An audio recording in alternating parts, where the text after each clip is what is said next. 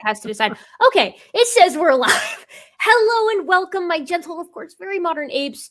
The channel that you find yourself on, this is Guts a Gibbon. This is my channel. My name, as I said, is Erica, or as I said before, I run this channel to teach people about the latest stuff that's coming out with relation to human evolution, which is my field of study, and like adjacent topics. We also spend a whole lot of time debunking pseudoscience here, and we're sort of, as I said to the gang here before we got started, we're doing a sort of two birds, one stone kind of situation. We are going to be covering one of the most recent videos, not the most recent, but one of the most recent videos from our old buddies, James Tour and Rob Stadler, tackling evolution. Specifically, they're tackling long-term evolution experiments. And they spend the most time on the Lenski experiment that we're all relatively familiar with. So we're going to go over mostly that and other stuff too if we have time. The secondary purpose, other than sort of doing an overhand smash on these boys here today, is we're raising money for a good cause, for a friend of the channel. Vishanti, welcome. Do you want to tell us a little bit about what we're raising money for? I don't want to butcher the tale. So please, I mean, it is kind of a tale of misadventure and twists and turns. The long story short is I had two roommates. One of them moved out in December and didn't really do a whole lot to help us find a replacement to get through the rest of the lease. And then the other roommate just left the state. So I was left here holding the bag for all of the bills and the rents and all the other things. And obviously I can't afford that by myself. So I've decided, hey, I can't stay here alone in a 3-bedroom apartment. So I've got to try to find another place to go. And that's really difficult when you just started a new job and you're on a really kind of limited income. So I would hope that I don't have to sleep on the street. That's the preference here. And yeah, it's mostly like, hey, I feel kind of abandoned by the roomies there, and that's not cool. But if I can just get resettled, it will help me to feel like I'm not having a total come apart. Yay. So the thing about the community that I feel like we all have Venn diagram circles, right? Like we all have circles that come together in this very massive Venn diagram in the science communication community and in the debunking pseudoscience community. And, we all work together to do this stuff online, but we're also friends. And I like to help my friends when my friends are in trouble. This is also why I've done fieldwork streams, not just for myself on this channel, but for friends of the channel for getting their work done. But that applies to life events too. So, any time that we can help each other out, especially in times like these, is yes. I think we need to seize those opportunities. It sucks out there, so be there not just for yourself and your immediate family, but your community too. And I'm a big believer in community building, and I do a lot of like social justice organizing, and it's especially important now that people use whatever communities they're in, whether it's in person in your neighborhood, if it's online, if it's on social media, whatever, to just kind of help each other when you have the ability. And sometimes that's monetary, sometimes it's just hitting the repost button, sometimes it's just knocking on someone's door and going, hey, I made a casserole, would you like some? It comes in a lot of different forms, and those things are just really small ways to help people know that you care, and it's a way for us to survive the kind of hellscape that's happening. We're doing our best, and we also we try to pay it forward here and to each other and just in general, right? I'm aware this is during the Super Bowl, but this is more fun, right? The purpose of this little get together is not just to sit down and say, hey, like if you can, and don't strain yourself, but if you can, consider donating to a good cause. Dapper's put the link to the fundraiser in the description, or in the side chat, but it's also in the description. But far be it for me to ask you guys to donate for something without getting something in return, that's the sort of boomeranging back to the front half of why we're here today, which is we're gonna have a little look-see at James Tour and Rob Stadler's recent discussion of long-term evolution experiments. Dapper, do you want to introduce yourself? I know no one knows who you are. They're all wondering why there's a dinosaur here with us in the room. Nobody has any clue, of course. Yes, I'm the little-known Dapper Dinosaur. I run a channel by that name. It is linked in the description, as is Vishanti's channel, where, by the way, if you want to help Vishanti out beyond just the fundraiser, there's also a wish list and a Patreon for her. So, if you enjoy what you see, maybe head over there and maybe, toss her a buck or two. But yeah, I run a channel that's not super dissimilar from yours, I'd say. I focus mostly on debunking pseudoscience nonsense. It's primarily young Earth creationism, but it's not entirely. Like, I'm currently going through a series on my channel where I'm doing some geocentrism. So we've got a guy who is very confused about physics, who is giving us all these arguments for geocentrism. And yeah, I'm going through some of that. I've gone through some pseudo history nonsense, like a guy who was like, oh, actually, the Egyptians were all about shocking each other with static electricity, which it became very clear that that was just his Eastim kink. And he was just projecting that back onto the ancient Egyptians, which is like, buddy, it's fine to have an Eastim thing, but like, maybe don't project it onto ancient civilizations just because it's a thing for you. I cover Roger from Mud Fossil University when I need a break from all the creationism. So, you know, the man who says that just random bits of rocks are actually made out of lungs or stomachs, or the man who took blood from a stone a little too literally. Yeah. He's recently come out and said that if a rock is red, black, or green, that means that it's made of blood, which that's a lot of rocks. That's also, a lot of rocks. Yeah. Also, he seems to not be able to distinguish between lichen, which might be greenish, from the rock itself. He can't tell the difference between the surface of the rock and lichen. It's amazing. Isn't obsidian black? Is he saying that is made of blood? No, volcanoes are the lava is actually made of poop. Oh, are you serious? Is that for real? I'm very serious. He has an entire video where he looks at satellite photos of lava flows in Alaska and talks about how that's a flow of poop from a giant scorpion. I see. Because the giant scorpion has lots of little places where it poops, apparently. Yeah, okay. No, that to be fair, that tracks. That makes sense to me. I mean, you know, you got the green rock, that's the blood. You got the black rock, that's the doo-doo. It's all from giant petrified monsters. The mudflood people, I mean, you know this, Dapper, and those of you who've been around on this channel are also probably aware. I've tangled with exactly one mudflood person, and it was not on purpose. It was when Jordan and I were. They're crazy, right? Like, I mean, actually, there's some. There might. I hesitate to use that word like glibly, but there might be more going on under the hood there that could warrant like professional intervention, I think, for the mudflood people. When Jordan and I discussed sort of classically with the mudflood people when we were still doing modern day debate, the guy that we were talking to was like, I forget the exact statistic, but it was something along the lines of like 70% of heart-shaped rocks, like literally heart-shaped rocks, so rocks that are shaped like a heart, right? Like the shape of the heart, not the actual organ. Not the shape of the organ, the heart, but the shape of like heart-shaped rocks, like vaguely heart-shaped rocks. Those are all petrified hearts of varying sizes. And you know, of course, the next reasonable question is like, why do we have such a bias towards the heart-shaped rocks? Like, where are the liver-shaped rocks and the kidney-shaped rocks and the omentum? I proposed a hypothesis for this in my last video where I talked about Roger that I made. It's not out yet, but I suggested that actually after the mud flood, there was an organ fairy who gathered up various organs from all the dead creatures and just deposited them around the world. So that's why you find isolated heart. Well, that was like her specialty. Well, she did lungs too, because Roger likes to find a lot of lungs. Because the great thing about his lung rocks is that anytime a rock is significantly longer on one axis than the other two, that's a lung, because that's all it takes. Right. It's just a bag, so anything's lung shaped.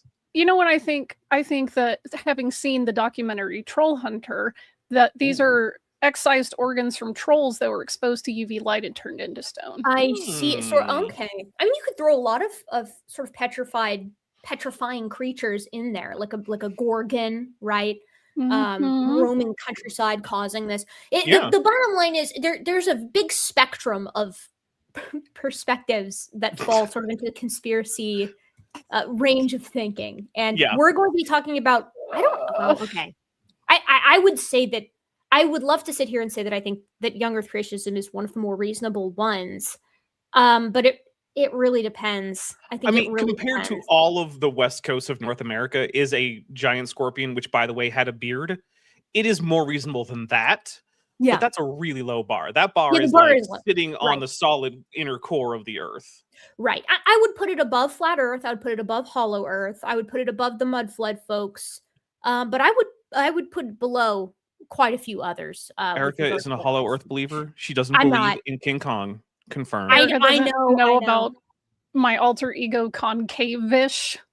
that Oh, I there we did go. on MC Toon's channel, because that's how I actually got my start on YouTube, is debunking flat earthers. And we were trolling them because it's easy. And I was like, well, you guys are wrong. That the earth is hollow and you just think it's flat. So they didn't like that. And anything that you see that doesn't make sense, that's just perspective from the concave earth. Don't worry about it.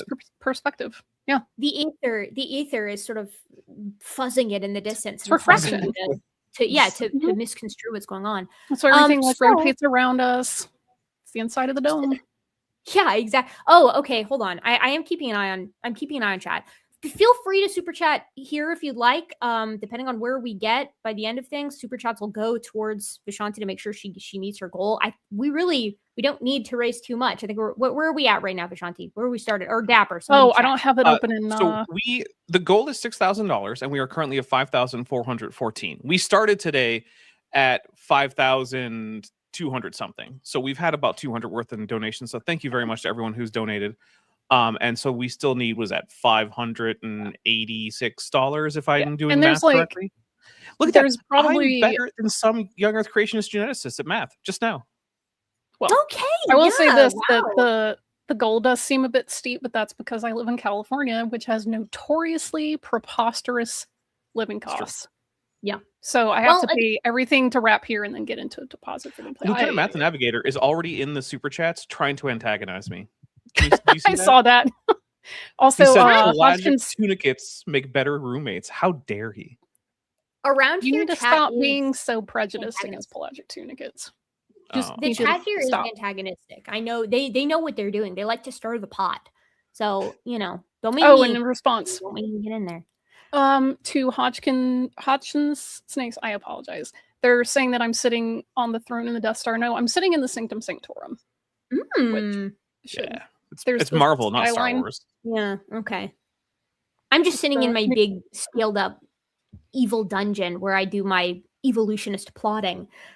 With that in mind, oh goodness, I should say too, we are having Dan Stern Cardinal of Creationists join us at some point. He is a parent, so he has to deal with kids stuff, and he's got to take care of the youth and the youngins, and so he's doing kid stuff. But he will join us here in a little bit, probably before we get knowing our pace of things, probably before we actually get to things, before we actually get to the Linsky stuff. Are you guys ready to set things up and maybe start getting the ball rolling? Oh yeah, sure. All right, good stuff. Let's do it. All right. So the video that we're watching, as I said earlier, this is by James Tour and Rob Stadler. James Tour and Rob Stadler are sort of notorious. They've been notorious for quite some time now as being, in my opinion, young earth fence sitters. So they behave in a way that is very hard to distinguish from young earth creationism. The joke that we say all the time is that it's James Tour will come out and he'll be like, I'm agnostic on the edge of the earth. And it's okay, well, that's a young earther. What do you call somebody who's agnostic about the shape of the earth? You call them a flat earther. Yeah, it's the same thing when flat earthers come out and say well, I'm not a flat earther. I'm just a globe skeptic. That's a flat globe earther. skeptic. You're a flat earther. Exactly. And to prepare for the stream, I actually watched some of James Tour's conversations with I watched his chat with Sigard, who is a theistic evolutionist. So normally theistic evolutionists are sort of in our friend camp. As wonderful allies. Sai is giving James a little too much leeway, I think, in the conversation that I watched. I like Sai. I think he's a good guy, but he's very he gives a lot of leeway and a lot of grace in ways that I wouldn't quite agree with. But I mean, really and truly, the only reason James Tour is even remotely considering young earth creationism, well, there's actually two reasons. One, I don't think he knows very much at all about geology. And two, because he heard about the soft tissue thing. But you sure would think that a biochemist would be aware of or not a biochemist, I should say, an inorganic chemist should be aware of the most recent work done on soft tissue preservation, because it's all biochemistry, right? That's more adjacent than anything else that he decides to talk about. But I'm already getting riled up. Yeah, we know why. He has a theological pre-commitment to XYZ, and so anything that doesn't conflict with that is fine. If it starts rubbing up against that theological pre-commitment, he gets very, very, very angry. He gets your blood pressure checked. He gets a little cagey, and I think too, he wants to hold these positions, but I've not seen him put his money where his mouth is on digging deeper into some of these topics. Like, he's happy to talk about his field all day long, but I really don't think he's taken the time to sit down and, like, especially for the soft tissue stuff, like, just actually read the papers.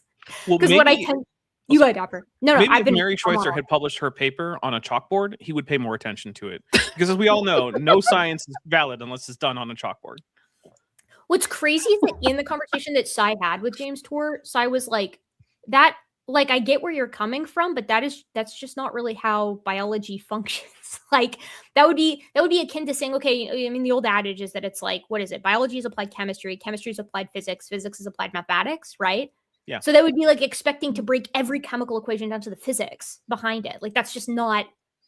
I don't think that's reasonable. Yeah, it's not a reasonable way to go about it. Exactly. Yeah. And if you're doing organic chemistry and you're like, oh no, tell me about how the weak nuclear force is interacting with the electromagnetic field and like quantum chromodynamics. Like, no, I don't need to do any of that. And I mean, look, let's just be real. The reason that James Tour is cagey about the age of the Earth is because he knows how unpopular young Earth creationism is in the scientific community, and that would make him look even worse than he probably looks now. So and how much of his audience are young Earthers, so he has to walk that tightrope. Yeah, the same is true too for Stadler, but I think Stadler is less scared to own the young Earther stuff. I mean, Stadler is very much like over that line, in my opinion. He's going to say something, and I have my timestamp, so just don't let me forget to play it. He has a moment today where he's going to talk about how he doesn't want to relitigate whether or not speciation has happened, right? That's like, what? Okay. Okay. He takes it to some weird place. I have a couple of quotes from him in this that I was very surprised to hear. And my plan is, for those who miss it, this footage is available for myself and for you guys if you'd like it, to edit and sort of repackage into a deeper dive for things that we don't necessarily cover tonight, because we are focused on the Lenski stuff. But yes, Stadler says some really interesting stuff. Now, critically, for those who are watching, neither James Tour nor Rob Stadler here are evolutionary biologists. They don't hold a background in adjacent topics. And I feel comfortable saying, as somebody who does hold 2 degrees in adjacent topics and also is currently getting a degree in the topic of evolutionary biology, but applied to humans, biological anthropology, that both my guests here tonight, I think, know more about evolution than either Rob Stadler or James Tour. Yeah, I think that's probably true.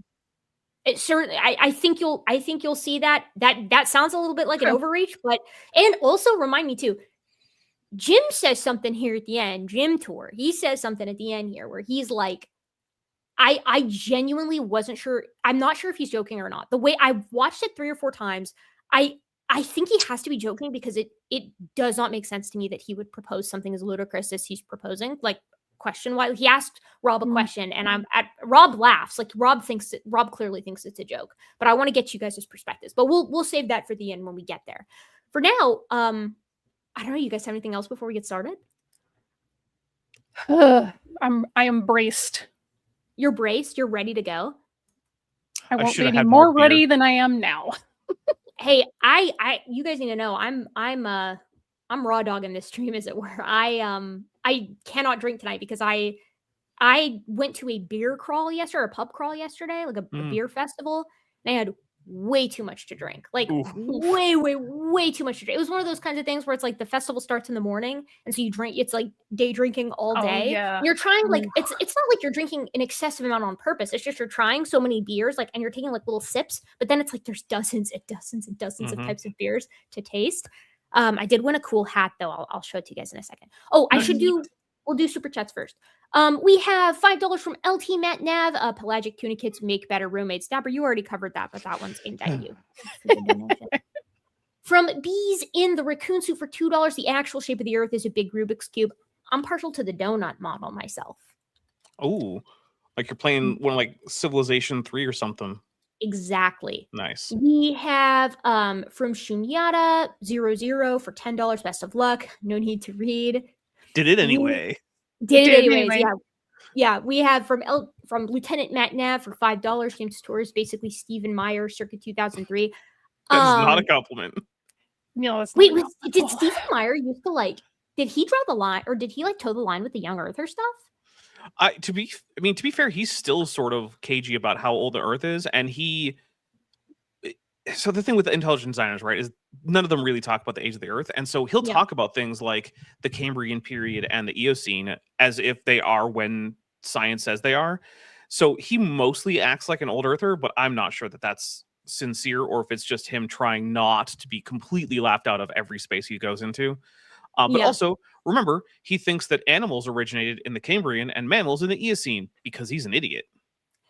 Yeah, we'll give the devil his due here and give Casey Luskin credit. At least Casey Luskin is not a young Earth creationist. Like, at least Casey Luskin is, I mean, and he's a geologist. He has a geology background. So he's willing to sort of give on that. He's willing to sort of engage with the literature on that front. The anti-Andrew Snelling.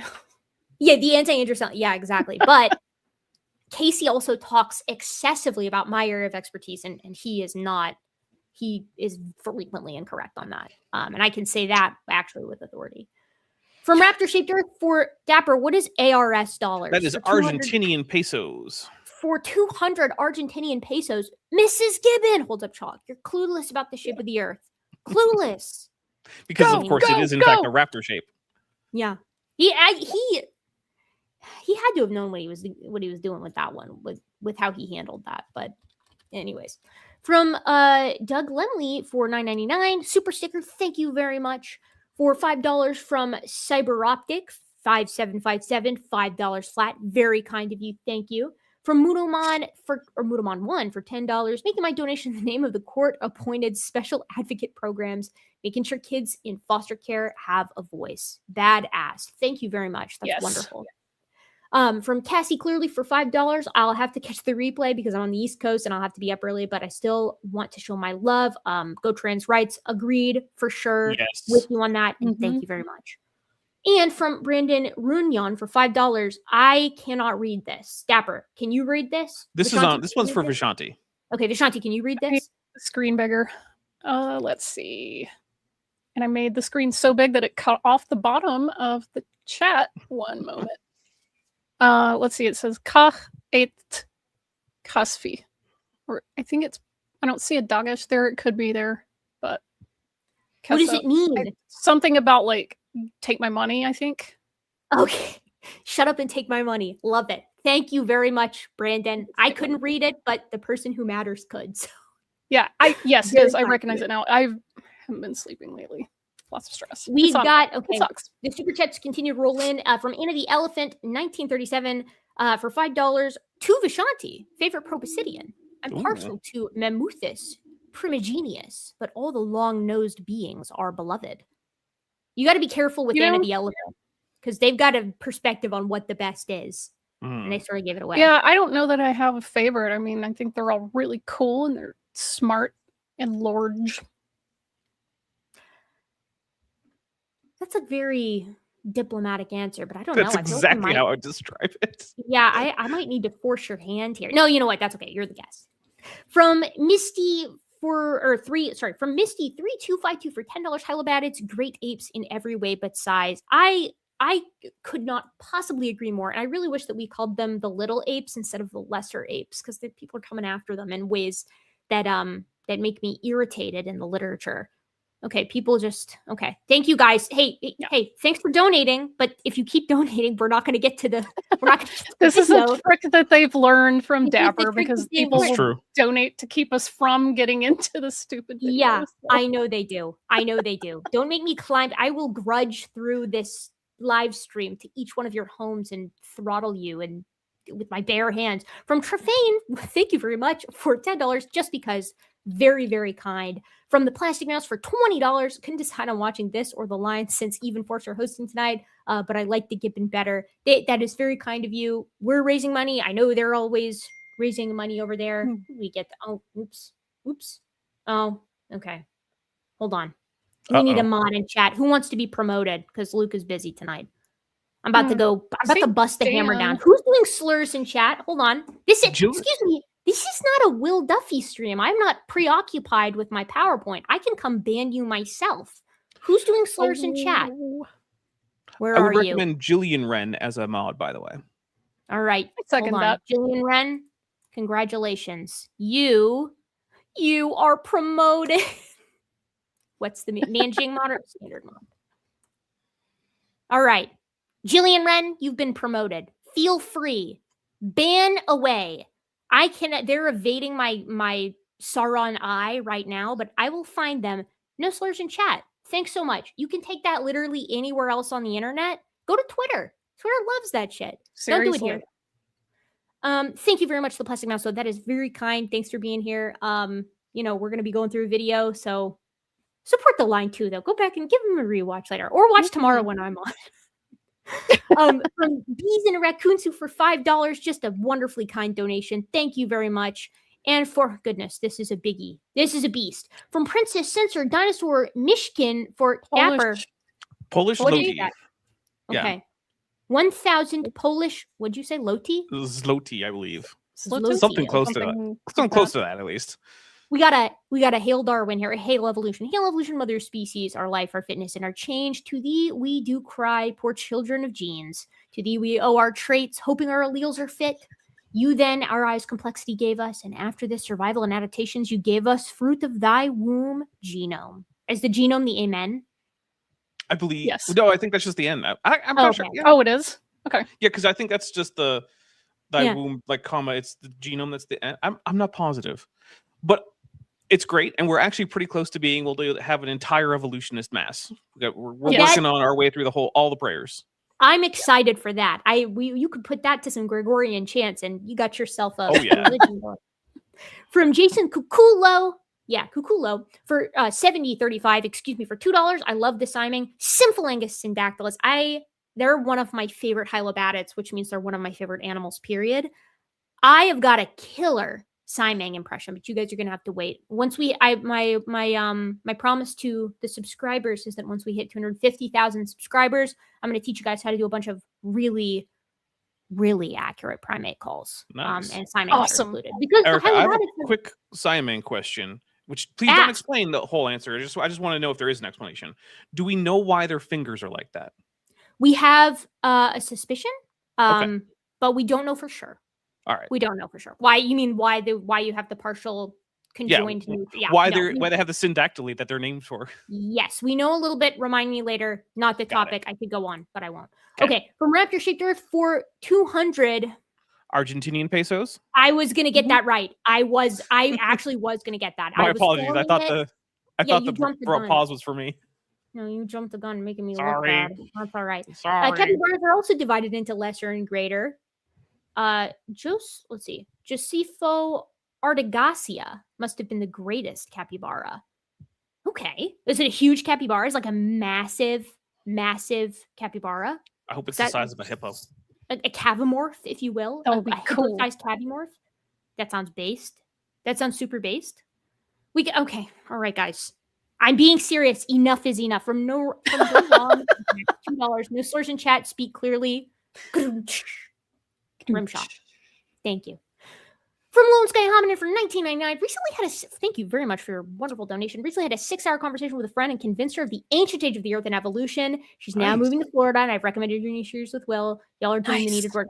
Thank you, and congratulations. There's nothing more satisfying than having a conversation with someone and seeing that aha moment. That must have been just delightful for you. I'm actually kind of a little jealous. I'm getting some Yeah. secondhand vindication, but I am jealous of you. That must have been. This It's a past rare week's experience. stream was the best one so far, in my opinion. Oh, 'cause The it past stream? just mwah, it wasn't even like, oh, we're just going to start with dating methods. You went from stuff that we can just see with our own eyes, touch with your hands, and you're like, oh yeah, see, it shows you that we get this many years. And then you went upwards and upwards and upwards, and I was just, by the end of it, my brain had hit full saturation, but I was like, oh no, this is for sure how we know all the earth is. And I was like, I am yes. Vishanti, that is so nice of you to say, and I'm so glad to hear that, because I really agonized. That PowerPoint took me a really long time to complete, because the slides were virtually complete pretty early on, but I was really the content on them was, but I was really trying to suss out like what I thought the best way to present them was, and I felt like it was kind of a risk going with Mission accomplished. like, so I'm glad to hear that. But excellent. No, Anna the Elephant, we are not going to let this super chat continue for $2. keep doing it. I know you guys think that I'm like I'm like yanking your chain here. Like I'm joking around like, haha, oh no, don't give me more money. I'm being so serious. I want to get to this video because I'm going to turn this into a video later. I need our reactions. Has anyone ever said, no, please stop giving me money? Me right now. Stop giving us money. From Bees in a Raccoon Suit for $2. LOL, more messages. Yeah, you're real cheeky, aren't you? Bees in a raccoon suit. You're about to be bees locked up in a box and thrown to the bottom of the ocean. Not the bees! From Jason Kukulo, 7035 for $5. Could orang pendek be real and a bulkier unknown species of a Simon gibbon? I would love that. But if there's anything a Simang or a Hylobatid in general couldn't be, it's a cryptid. They are too loud. They're just too loud. They scream too much. Maybe in the past, like if you're thinking maybe like a subfossil type thing, like a recently extinct type of Hylobatid, like a Bunopithecus sort of situation, maybe. I would love that. I would lose my mind if we had a large gibbon. Oh man, there are dreams that cannot be though, folks. Arms too long. Okay, all right. I'm gonna start going faster. From Ninja IR by Shroom. Okay, Ninja Kirby Shroom. There we go. Holy moly, thank you. $49.99. Very kind donation. Thank you so much. Despite the circumstances, any excuse for more gibbon is a good one. Thanks for what you do. I go back to the deadliest pattern and dog videos fairly often. First of all, thank you so much for your super kind donation. I'm hiding you because every time I pull these up, Vishanti gets banished to the super chat shadow realm. That is very, very kind of you. I'm going to give this a little bit more of a response because that's just such a generous donation, but not too generous or not too much of a spiel because people keep donating and we're never going to get to this video. And I don't want to give. Yeah, it is Dapper's fault, actually. It is. That's true. You're right. The only way to punish me is to go over to my channel, subscribe, and start watching my content. That's the only thing that will teach me a lesson. That's his. Well played. Hey, Tom Sawyer. Jeez. I am glad that you like those videos. The Deadliest Pattern in Nature and The Strangest Pair in Nature. Those are two of my favorite videos because I kind of let myself go a little wild with the editing. I've been working very slowly on a longer video now for quite some time. I really want to get it out, but I don't have time to work on it. So I hope that it will join the ranks of those once it's finished, but we'll see. From Princess Censor Dinosaur Mershkin for 25 Polish Human currency. Loki. Okay, got it. Oh, selection, oh, reproduction, oh, evolution. Select us and don't let us extinct so we may keep adapting to the pressures of our niche. Darwin. That's got to be the amen. That is. Yeah. It's got a ring to it. That's good stuff. Okay, we got, Thanks, Anna. That's really, it just gets funnier the longer it goes. It's like one of those Family Guy jokes, right? Like if you beat the horse enough, maybe it'll come back to life. No, thank you for your donation, but enough is enough. From Fearmonger, I do anyway. How about I do it? It's a Bill Wirtz reference to the. That was nice. That was history of the world and stuff. We got a singer. We got a choir. No. Choir it. Vishanti's degree is in music. It is. And I am a bard, but I'm not a vocalist. I don't know if I believe that. Because if you can hit the notes. Just because I can pitch match does not mean I'm a vocalist. I've been trained as a vocalist. I don't know. I tell my husband Luke all the time that, like, to me, half the battle of singing is just being on key. From Raptor Shaped Earth for 100 Argentinian pesos. You can blame Dapper for this. He taught us more super chats means more enduring creationists for less time. Yeah, now, that is true. That is true. From Juan More Once for $20. This is for all the dishes I've washed while listening to you guys. Nice. We will continue providing you fodder to clean your home to. What we really need to slip into the music to fall or the videos to fall asleep to niche as well. Oh yeah. Just do an ASMR version. Yeah, exactly. $4.99. Hey, look, it's my 3 favorite YouTubers. Kip isn't here, right? Damn. No Kip.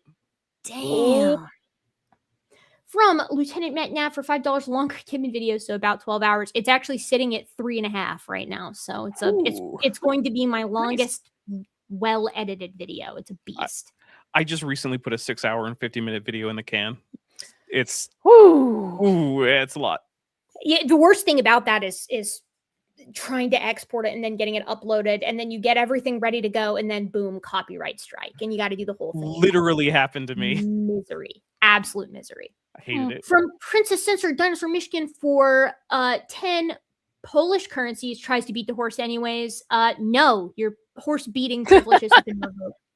From Ranak 4115 for $2, be the given cryptid you wish to see in the world. Why do you Agreed. Why do you think I do all the pull-ups that I do? I have an exit strategy. When shit hits the fan, my exit strategy is to take all my gym going that I've been doing for like 3 years now, and then become the cryptid of my state. You're just gonna brachiate your way into an asylum claim somewhere else where there's lots of trees. Yes, I practice. Yes. I actually practice my hand-over-hand brachiation at the gym. You have to go back and forth, but I do it. I walk the walk. I talk the talk. Okay, raptor-shaped Earth. Yeah, for 200 Argentinian pesos. For Vish.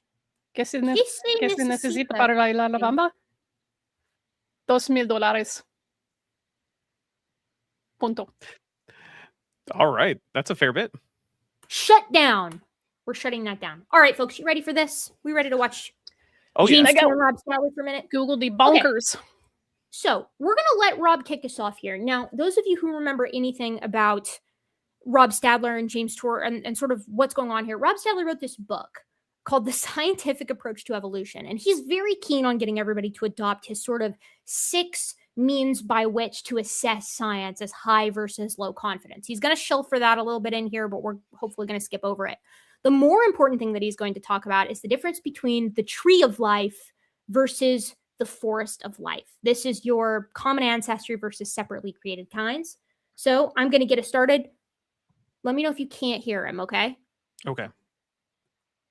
Start off by a little bit of reflection on a previous presentation that I made here, where we were talking about the tree of life as one hypothesis for how modern life came to be.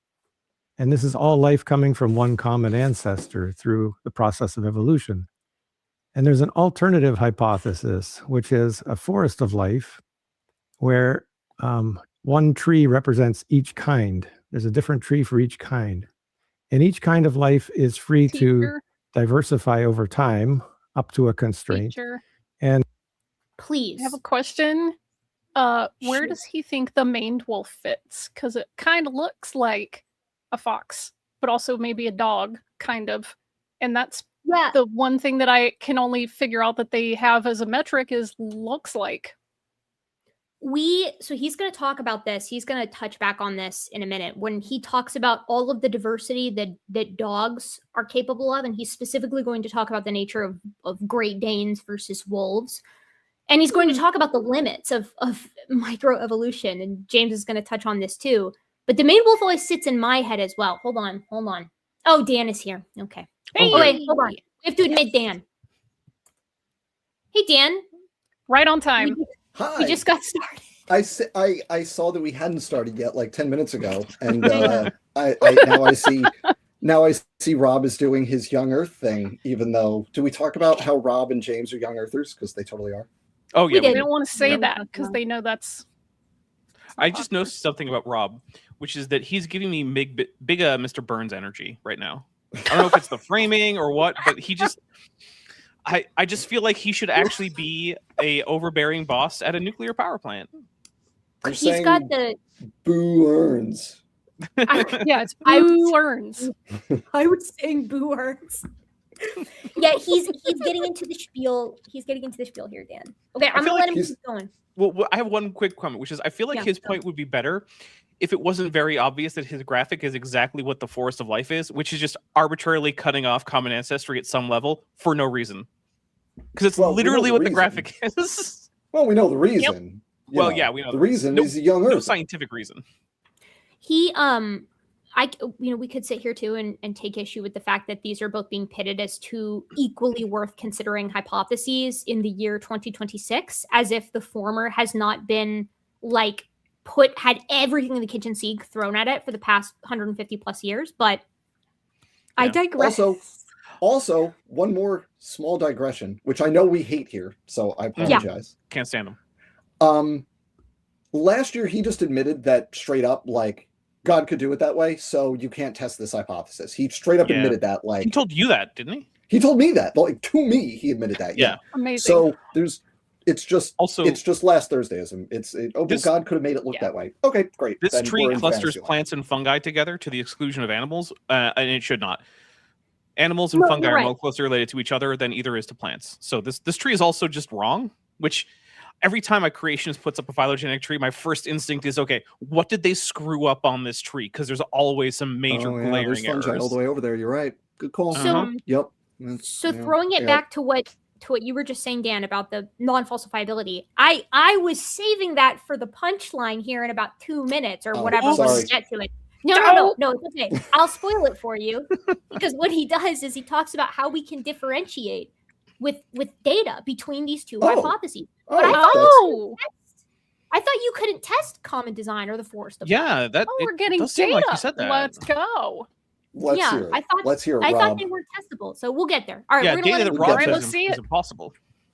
And perhaps the most famous example would be wolves that can diversify into all the dog breeds we have today. And we'd like to ask science which of these is correct. Which one is most supported by science? Can you make it full screen? And if we're good scientists, we keep an open mind. We follow the evidence wherever it leads. And so we collect the evidence, pile it up, and see which one of these hypotheses is better supported. Wrong. Yeah. So they do not.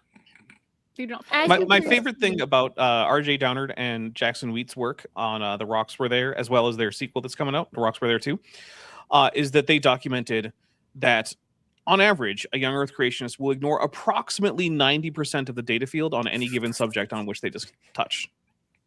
Ouch. Yeah, like they quantified it. I need to check my copy and see how they drummed that up, but it wouldn't surprise me, right? Because, mind you, we were talking about the young earther thing, them being young earthers before you came here, Dan.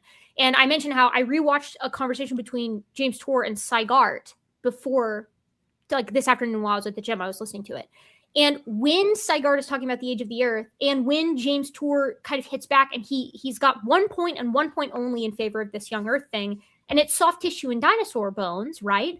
Except he has never even remotely engaged the literature. So it's not just that he's ignoring, in my opinion, the glut of the literature for Age of the Earth here, over 90% in this case, I would say. But even the 1 point that he's bringing up, I mean, he's an organic chemist. It shouldn't be too difficult for him to decipher what's going on in either of the models introduced between 2016 and 2020. But he's never looked at. Synthetic chemist?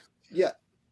Inorganic. Yeah, synthetic chemist. I think it's that thing. I know he made a little tiny car out of atoms.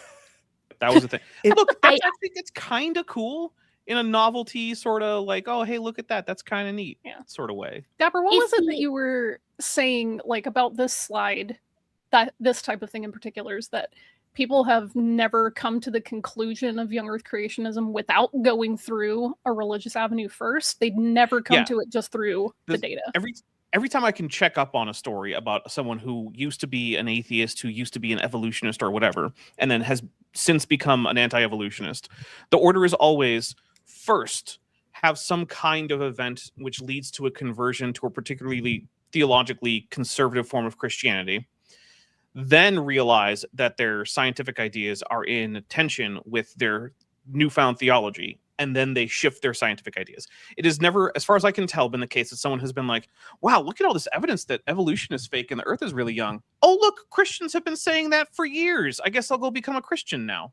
As far as I can tell, that's never happened. Nor does it happen in other nations where evangelical Christianity isn't popular, right? Like nobody who's just investigating this on a whim in China is accidentally stumbling onto the truth of young Earth creationism or creationism, period, mind you. But let's continue. I'm going to take him for the next, maybe not a minute, and I might fast forward in a minute. We'll see. That's part of what we're going to talk about today. And as you all well know, the evidence, according to most scientists, according to all school biology textbooks, according to much media, the evidence is strongly in favor, overwhelmingly in favor of the single tree of life and common ancestry. And I know this little line that he just said, that is a Kent Hovindism. Well, according to the textbooks, according to the da-da-da, Yeah. he won't actually come out and say, yeah, but I don't believe it. It's just according to the da-da-da. Because Kent Hovind used to tell you, this is how you could pass your evil, atheist, evolutionist school courses. Just say, well, when they ask you how the earth is, according to the textbook, according to the lecture. Like, come on, man. He's real sore about the feedback that he got from Dana and Dave and I when he took issue with his son's biology textbook talking about nested hierarchies. And he's so sore about it that he's going to bring it up. He's going to bring up the textbook nested. He doesn't bring us up, but he brings that up. So and that's something we're going to question today because I have three big problems with that. The first big problem is that these biology textbooks and most of the media, they present this as a totally one-sided argument. That's because there is only one side. Okay, pause. Time out. Why doesn't NASA give you the flat Earth arguments? Yeah, so you've got a century and a half of literature, the construction of a field from, hey, here's my idea, to 50 years later-ish. You have the construction of a mathematical theoretical basis for that field, which was subsequently empirically confirmed again and again as we started to understand the molecular basis for all of these processes. And then when we started being able to sequence genomes, that was a giant test of, does all this stuff actually work the way we think? And the answer was yes. And on the other side of the ledger, we have like 6 papers that creationists have managed to publish in the mainstream literature, none of which explicitly mention or argue for creationism. Yeah, but Dan, have you what two sides do you want us to present, Rob? You could take every paper written by a creationist that has ever appeared in the mainstream literature, and it would be 1/10 the length of that textbook. Can I add too, right? It bears reminding that the Discovery Institute, founded in the latter half of the 1980s, was started with the sole goal of pushing this, this idea to sort of move the ball down the court, culturally speaking, using science as a bludgeon. But with regard to their scientific perspective, one of their primary goals was to become something that could be taught alongside evolutionary biology. It is 40 years later, almost 40 years later, and they are no closer to having an actual model that they're can farther, be I'd say, at all. They don't have a model, but they haven't even tested versions of a model that could feasibly even enter into the lexicon as something that's worth giving the time of day, right? And this is something that, Dan, I remember your conversation with Michael Behe. He knows that there's no model. Yeah, he knows. And which is hilarious, because if anyone's going to figure out the specifics, you'd think it would be him. And he just throws a book out every decade and calls it good and makes no attempt to build a foundation for a field of study. Zero. But also Rob and James Tour, they both have doctorates, right? Why aren't you guys doing it? If they you know what it come up takes. with a model, they know what needs to happen. No one's stopping you. Clearly it's doable, since other intelligent design advocates have gotten material through peer review. When it's up to snuff, they can get it passed. Well, that's the thing. That is who's stopping them. It's the people who make sure that nonsense doesn't get published. That's who's stopping them. Censored. I actually think there's more self-censorship going on here than anything else, because they're not even really trying. That's true. Because if they were submitting papers and those papers were getting rejected left and right, we'd hear about it endlessly, right? Oh, yeah, they would never stop whining. They would never shut up about it. And we don't hear about that kind of thing, which tells me they're not submitting papers that are getting rejected left and right. They're not even trying to participate in the actual scientific community. And before any creationists come in and say, well, we have our own journals that we publish in, I just want to point something out. If you're a parent, your refrigerator has better peer review for your kids' publications than any Young Earth Creationist journal does, because I'm betting that if your kid wrote in crayon some blatant lie, you probably wouldn't put it on the refrigerator. But they'll do that in these creationist journals. Now, to be fair, they do have stricter formatting requirements than your refrigerator probably does, so there is that. But in terms of peer review, no, your refrigerator is definitely better peer reviewed than any Young Earth Creationist journal. I will say there's certainly more submissions coming to my refrigerator than there are from Young Earth Creationists going to journals. Well, kids give it a They bring shot. home art every day. Yeah. Yeah. I don't know. I mean, truly, Sal Cordova spoke. I mean, we all know about it. He spoke at an The evolutionary most biology watched talk. conference. The most watched talk at an evolutionary biology conference this year. So you can't tell me that they're not letting you guys in. You can't tell me that. We all watched Sal's talk. I watched Sal's talk. I mean, did too. So It was anyway, I watched it twice. bizarre and confusing. hey in Dapper, that, the content of the talk is neither here nor there.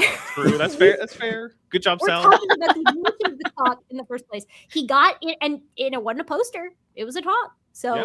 Oh It my was- you know, God. It was a talk about 20% of which was like, do you guys know how cool John Sanford is? Like, really, Yeah. do you There was know? a lot of that. yeah. I mean, All right. it was his YouTube. It was his YouTube stuff that he just made it a talk. Which Hey Dapper, it's been over 1,000 days since I think you it's been put like out your video. 1,027 or something. Yeah. Yeah, it's been well over 1,000 days since you put out your entire series debunking all of James Sanford's crap, and Sal has not watched any of it. Not to my knowledge, He no. won't. He Not won't. No. one He's minute. But he very has angry about it. responded to it, though. He has responded Mhm. to it and talked about things that I didn't mention, which is just so much fun. All right, I'm gonna let Stadler get out his next 2 points, and then we'll tackle them together. Okay. His- Presentation, it's all in favor of evolution, and there's no limitations. There's no questions asked. It's just completely a sales pitch, I would say. What? All in favor Questions of are asked one. all No. the time. No, No Rob, questions asked. that is No questions incorrect. asked. We don't ask any questions. Okay, I know he read a paper for this talk because it was sent to me, and I read it, and it's full of questions. Yeah, it's kind of, it boggles my mind, right? That I guess so. I guess he's presenting this as if it's no questions in the textbook, but like there's no questions about But there physics or are. chemistry or germ theory either. But there are they're at the end of the thing is there chapter. are. I used to You know use that's that not the- textbook. You know that's There not are what he questions. means. That's not what he means, though. He means but Dan- questions like Oh. questions the foundations of. That's what he means. when he Oh, says yeah. Well, that's not Oh. what textbooks well, are for. That's you what know. papers are for. Yeah. Yeah. Like, no one's gonna like hand you a textbook on anything, and then in the middle you're gonna be like, all right, now the cutting edge research actually is Right. proposing this. It's like, no, it's a textbook for kids. Yeah. No, I know. Okay, I'm gonna let him go. Side. The second big problem is that some evidence that is kind of equivocal, it could equally support either of the two hypotheses, tends to be presented as exclusively in favor of evolution. And this is something How else would you related present to the last series of videos that we've had on this channel. We had some back and forth with some people who oppose us. And they were saying that Some people, because the DNA of modern life and looking at different types of life, you see a hierarchical, nested hierarchical structure or a lot of Mhm. correlation in the DNA. And so we have a lot of correlation with chimp DNA and a little less correlation to gorilla DNA and so forth. And they're saying, First they were of all- saying that that's very strong evidence of common ancestry. In fact, they went as far as to say that this disproves separate ancestry. But So Okay, first of all, insofar as you can do it, it does. Right? Like we beat this horse to death, brought it back to life via necromancy, and then killed it a second time. Vishanti, go ahead. I interrupted. yeah, I was gonna say, L, you're an engineer, don't care, didn't ask, ARVs, heat problem. And also, did you notice how he framed it? They were talking to people who are against them as a personal issue. He doesn't actually care about the evidence, which is what he has on the slide. He's very upset about, oh, well, it's all presented the wrong way, and we were talking to people who disagreed with us. And I'm like, Pumpkin, they're disagreeing with the crap that you're saying because you don't have evidence, and you're taking it personally. I'm also realizing Really? I need to get Erica the high quality version of my citation needed so that she can use it Yes. occasionally on live streams like this, because there were some Yes. perfect opportunities for the citation needed, which people have started doing mashups with other and like making alternate versions of that GIF. And it's like it's actually becoming a proper meme that's spreading. So I'm very happy with that. And someday I let's go. hope it becomes the default citation needed. And then Oh. someone comes along and wonders, why is there Klingon on this one? They probably don't even see that it's I- Klingon. They're just like, oh, there's just stuff. I just want to say that, Rob, you're right. It is specifically about you.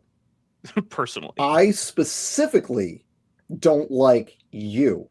And that's why I spent hours last year going back and forth with you, during which you admitted that this idea is not testable because there is no falsifiability criteria for your conclusion. But yes, it is about him. I don't like him. I'm joking, folks, in case that wasn't clear, because last year I made a sarcastic joke and Rob thought I was being serious, and he went off on like a 5-minute thing thinking I was serious. So I want to be clear, Rob, for when you watch this, I'm being sarcastic. James Tour also does not understand sarcasm because he kept reading the tweet like, see, they don't have a clue. They don't know what they're talking about. They don't have anything. I'll add Rob Carter to that pile because I said my brother in Christ, and Rob Carter was like, he took that really personally. At the risk of invoking a stereotype, how can James not understand sarcasm? Wasn't he Jewish? Are we uniquely not sarcasm? No, I don't know about uniquely, but it's certainly something that is a feature of some stereotypes there, which is why I said at the risk of being stereotypical. I am very. It rubs me. Plus, he's on the East Coast, which is where I associate with. It rubs me the wrong way how Rob has set this up already, and he's going to continue with this. So, just so you know, the way that this works is that he's going to give his 3 things, and then he's going to say there's 2 models, the Tree of Life and the Forest of Life, and they each have these predictions that they make, predictions, as in made before.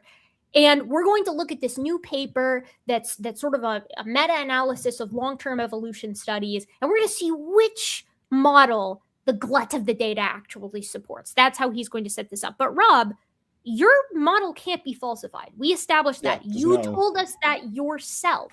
There is nothing we can do to actually preclude your model scientifically, which is why, as you have said to both Dan and I believe publicly as well, you have to resort to trying to poke holes in evolution. That's all you've got. Your model has no legs. It doesn't make any predictions. And by the way, a retrodiction and an accommodation is not a prediction. Saying this is what we would expect is not the same thing as Charles Darwin laying out the very basics of this in 1859 and then being fleshed out by subsequent scientists throughout the modern synthesis up to the present day. Right? Yeah. This is not, these 2 things are not the same. Yeah, retrodictions can be interesting if you explain something that was always mysterious, but accommodations are just never interesting at all.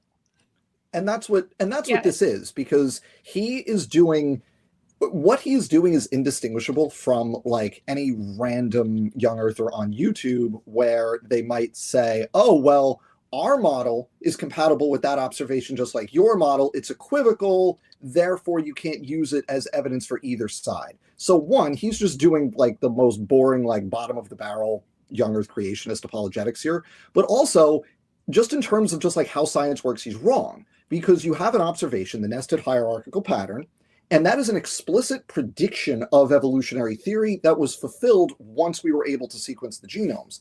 Now, you can say that your model of creationism is compatible with that pattern, but he explicitly said to me that there is no pattern that is incompatible with his model. Therefore, you can't take any observation of that pattern as evidence for your model.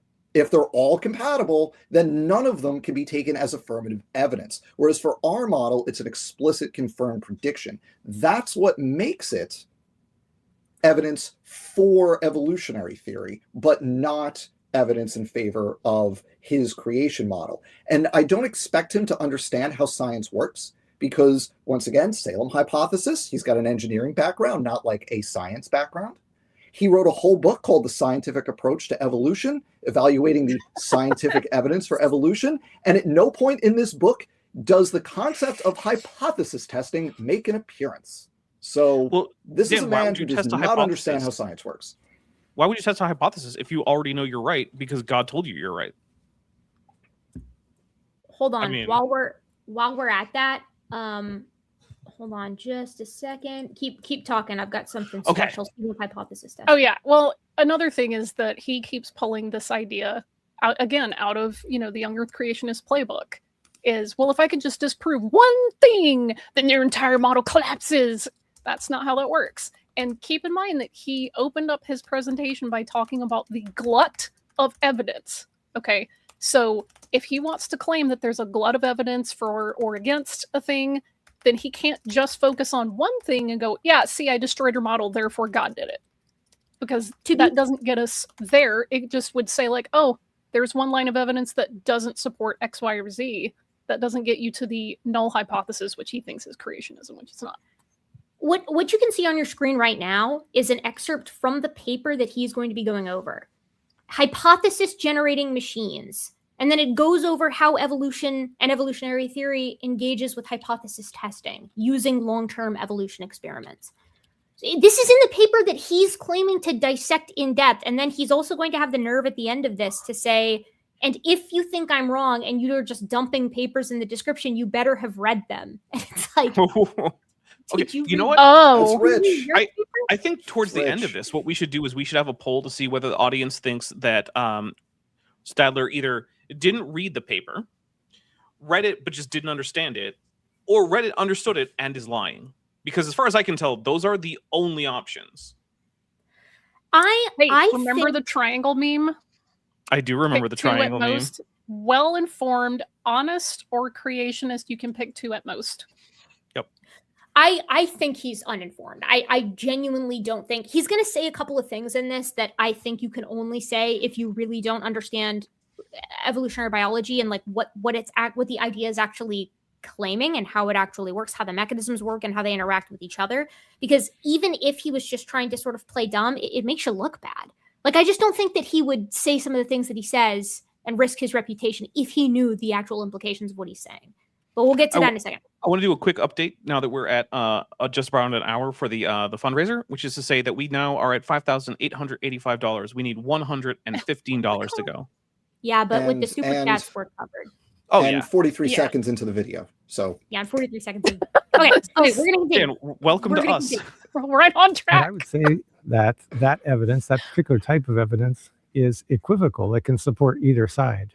It could be common ancestry, or it could be that a designer designed life and reused some of the parts, like almost all designers in human terms do. They take a previous design and they innovate on that. Yeah, there's a problem with that, Rob. It's and you're only saying process, that again. That process doesn't result in nested hierarchies.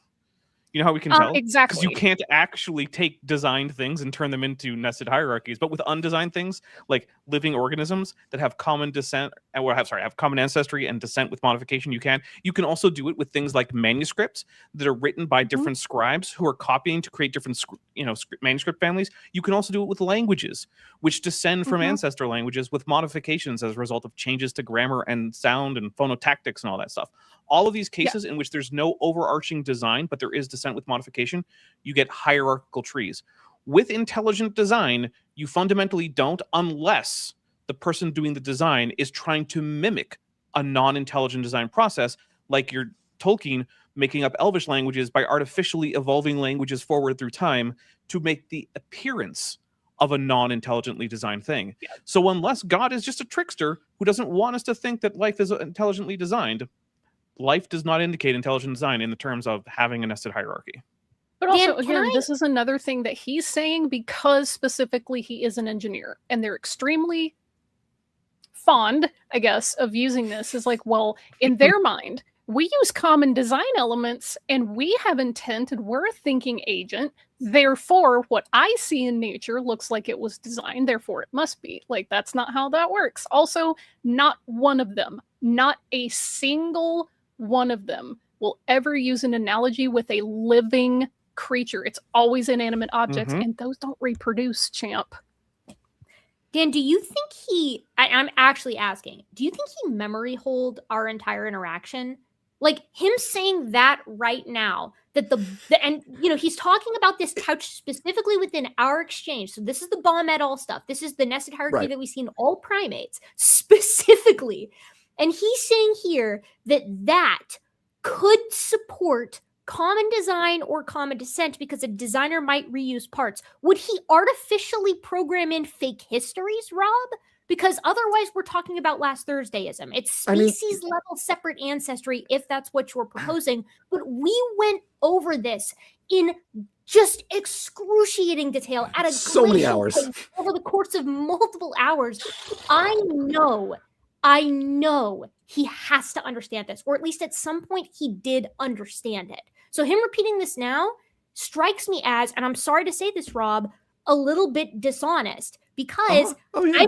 I think you do know the difference. And I think you're saying this for James Tour's audience and for James Tour, not for the people who you know are going to be watching this, because you knew we'd watch this. You give a little wink and a nod about that later on.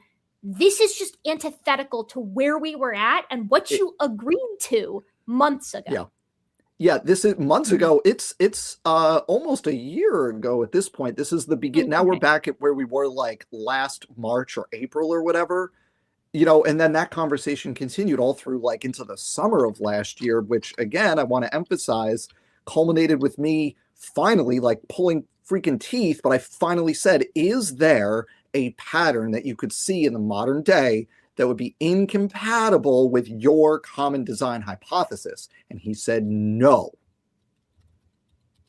Which means there is no evidence at play here, right? If there's no distinction to be made between this pattern and that pattern and the degree to which they support your hypothesis, then you can't consider any of them evidence, right? Then you're not doing science, because God could have made it that way. And what we went through over this long exchange was first correcting his misunderstanding and misrepresentation of that 2016 paper, but then second, going through the reasons why even if you build in the pattern at the front end, you lose that pattern subsequently as evolution occurs. So either you have species level creation with the pattern and there's no substantial change between that and modern day, or you have ongoing intervention, which is untestable, complete, just last Thursday, whatever.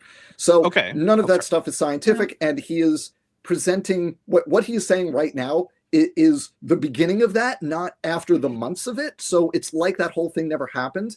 I think he's just going back to his script, because it is crystal clear from listening to him that he only reads creationist sources. He gets his information and his interpretations of these things from creationists. He reads a paper and then turns around to his Discovery Institute pals and say, what do you think of this? Right? Now, I have an alternative that could help with young Earth creationism. Have you considered what Georgia Purdom proposed, I believe in like 2013 or so, that maybe genetic similarity just has no correlation to relatedness at all? That's one of the claims of all time.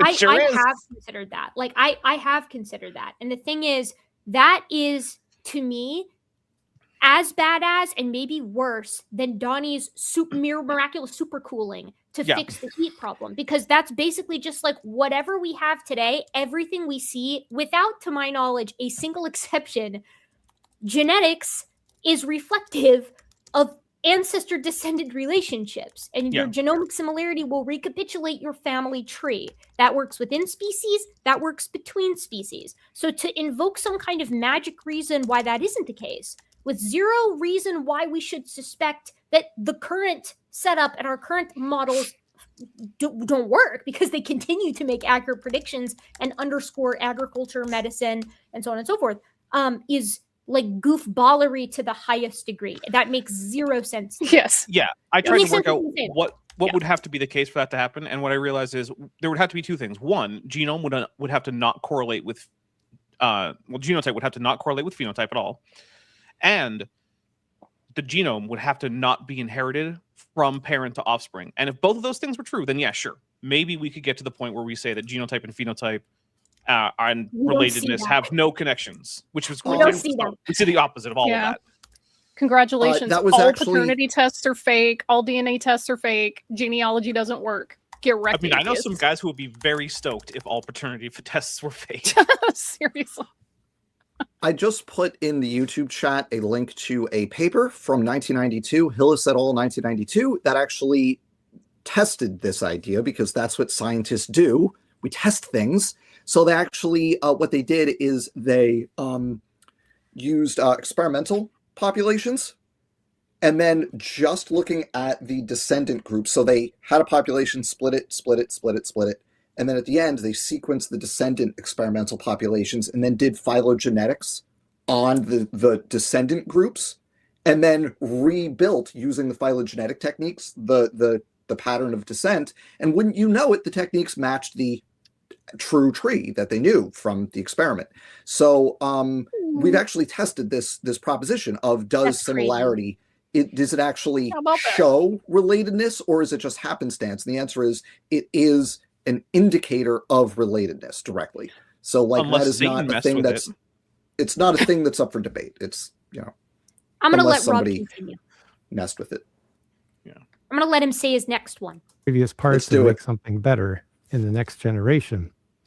So that evidence is kind of equivocal, but it's presented often as being in favor of common ancestry. And the third big problem I see is that evidence that only provides low levels of confidence, kind of sketchy evidence, tends to be prioritized over evidence that actually gives high confidence. Does anyone other than him seriously in their work use high and low confidence evidence? Or is that something that he made up because he doesn't like certain kinds of lines of evidence? It's certainly something he made up. Well, it's the kind of thing they do have this if you do like a meta-analysis of like double-blind studies. So, and you can evaluate each individual study objectively in terms of the sample size. Was it single blind? Was it double blind? The duration, like there's different criteria you can use and then basically assign a level of confidence to the findings of that study. So this is a real thing, but that is for, I want to emphasize, like double-blind clinical trials.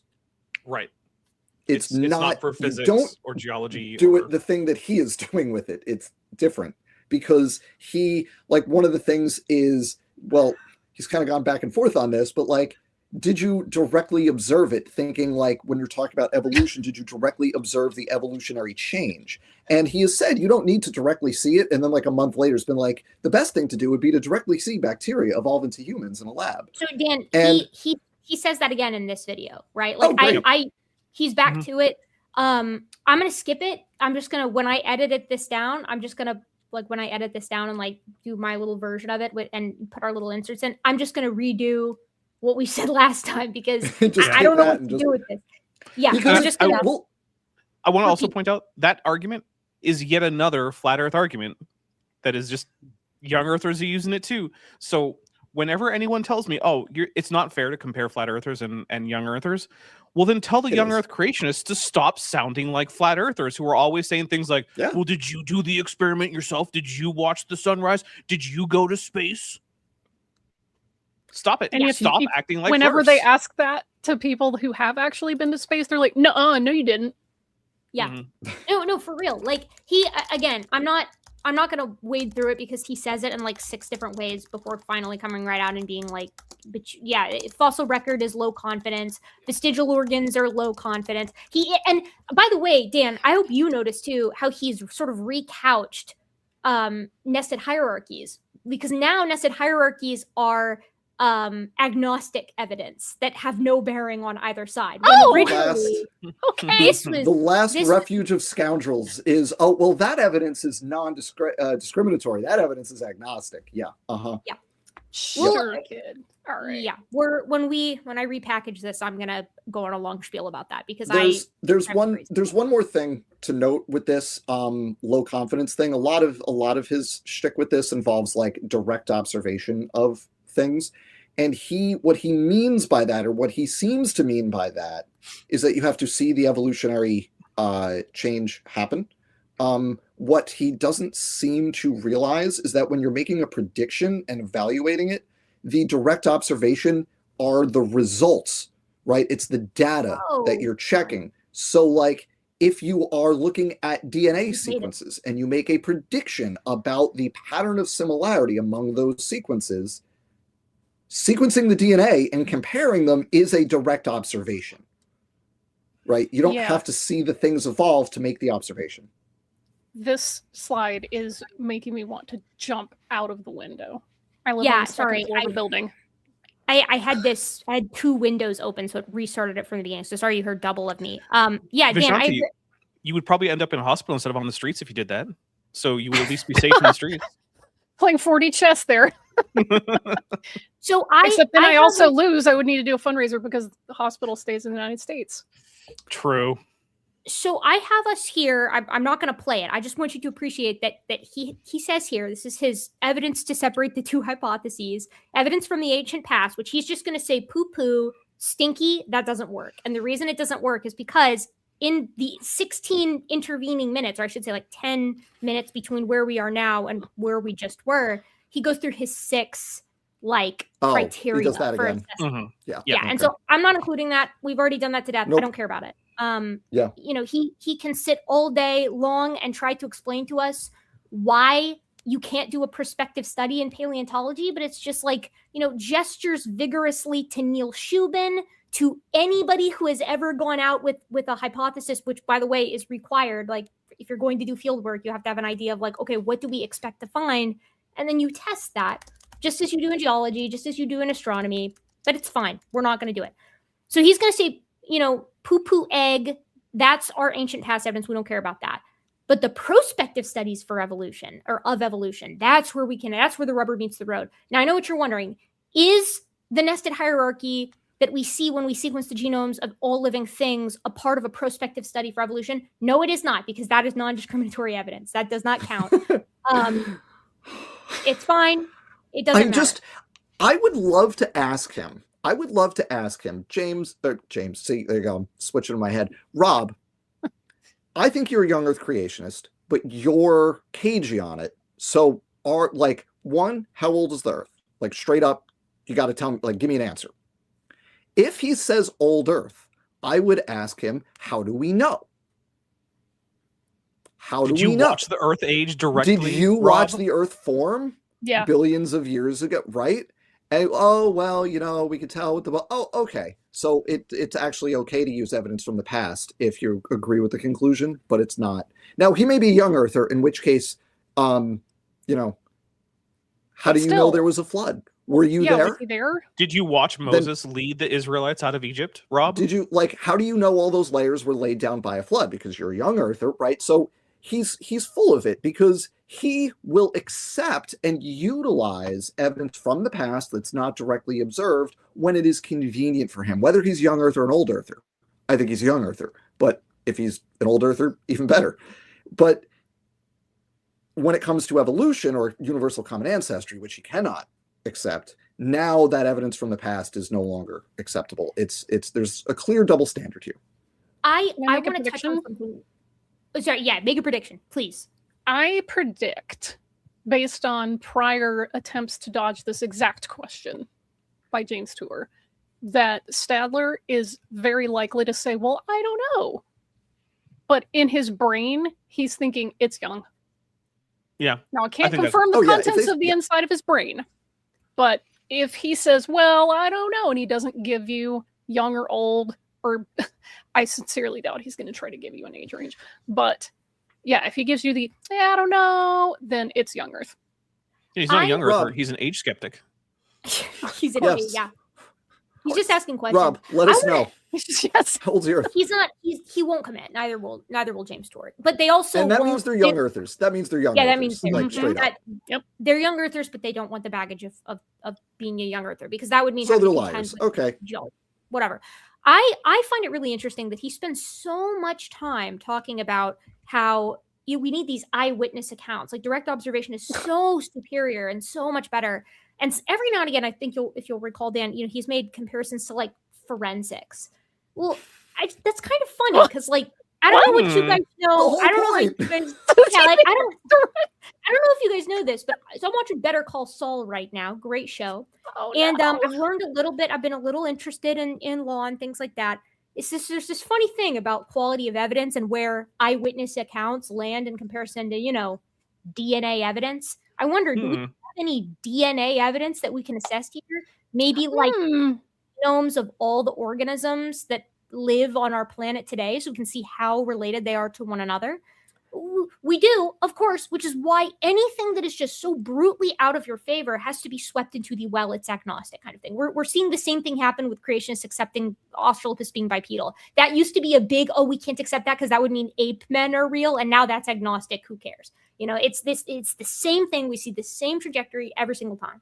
Now, I've paused on this next section so that you guys can see in prospective experiments how we can sort of assess evolution, like the common ancestry, the tree of life versus the forest of life.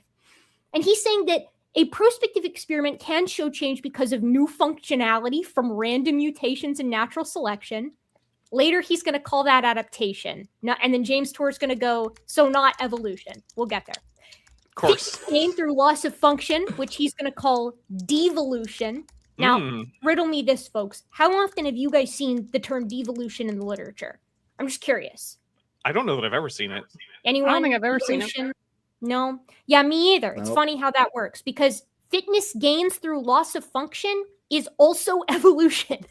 That is also because what evolution is a change in allele frequency within a population over time.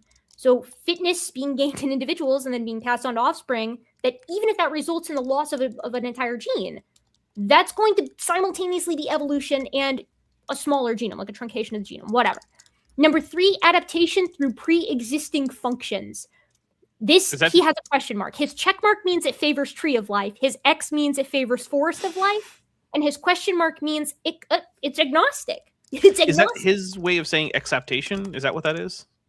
It is his way of saying that, but he counts that as evidence towards it's going to be forest of life. I think that's also going to be like a gene duplication would fall into category 3 is what I expect. Yeah. Okay. I think he's going to do I think he's going to say that Lenski Sit Plus is category 3. Well, you guys are going to be really tickled by how he's going to assess this. Let's do that. I can't wait to see it. Okay. We're going to do 1736, and he's going to tell us how we are going to assess 1736. I believe that's what I said. We're going to hear him Quick modifications, but it's not going to be able to produce transformation. So quick pause, just so you can see. What does that mean? This is the summary slide. So for the tree of life, he says that if you want to support the tree of life, when we look at these long-term evolution experiments, the prediction, if it is to support the tree of life, is random mutations and natural selection produces transformative new functions. All right, so spoiler alert, we do see this. And I'm going to bring up my favorite example later, and you guys can bring up yours too. But he has this in contrast. In the forest of life, random mutations plus natural selection may cause slight modifications.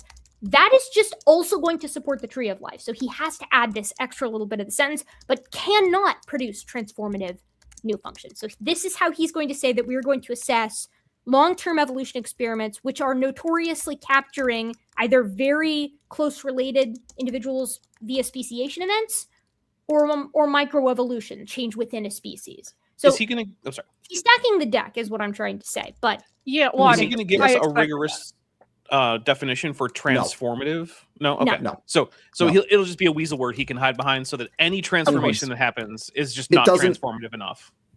Yeah, just think about it as macroevolution.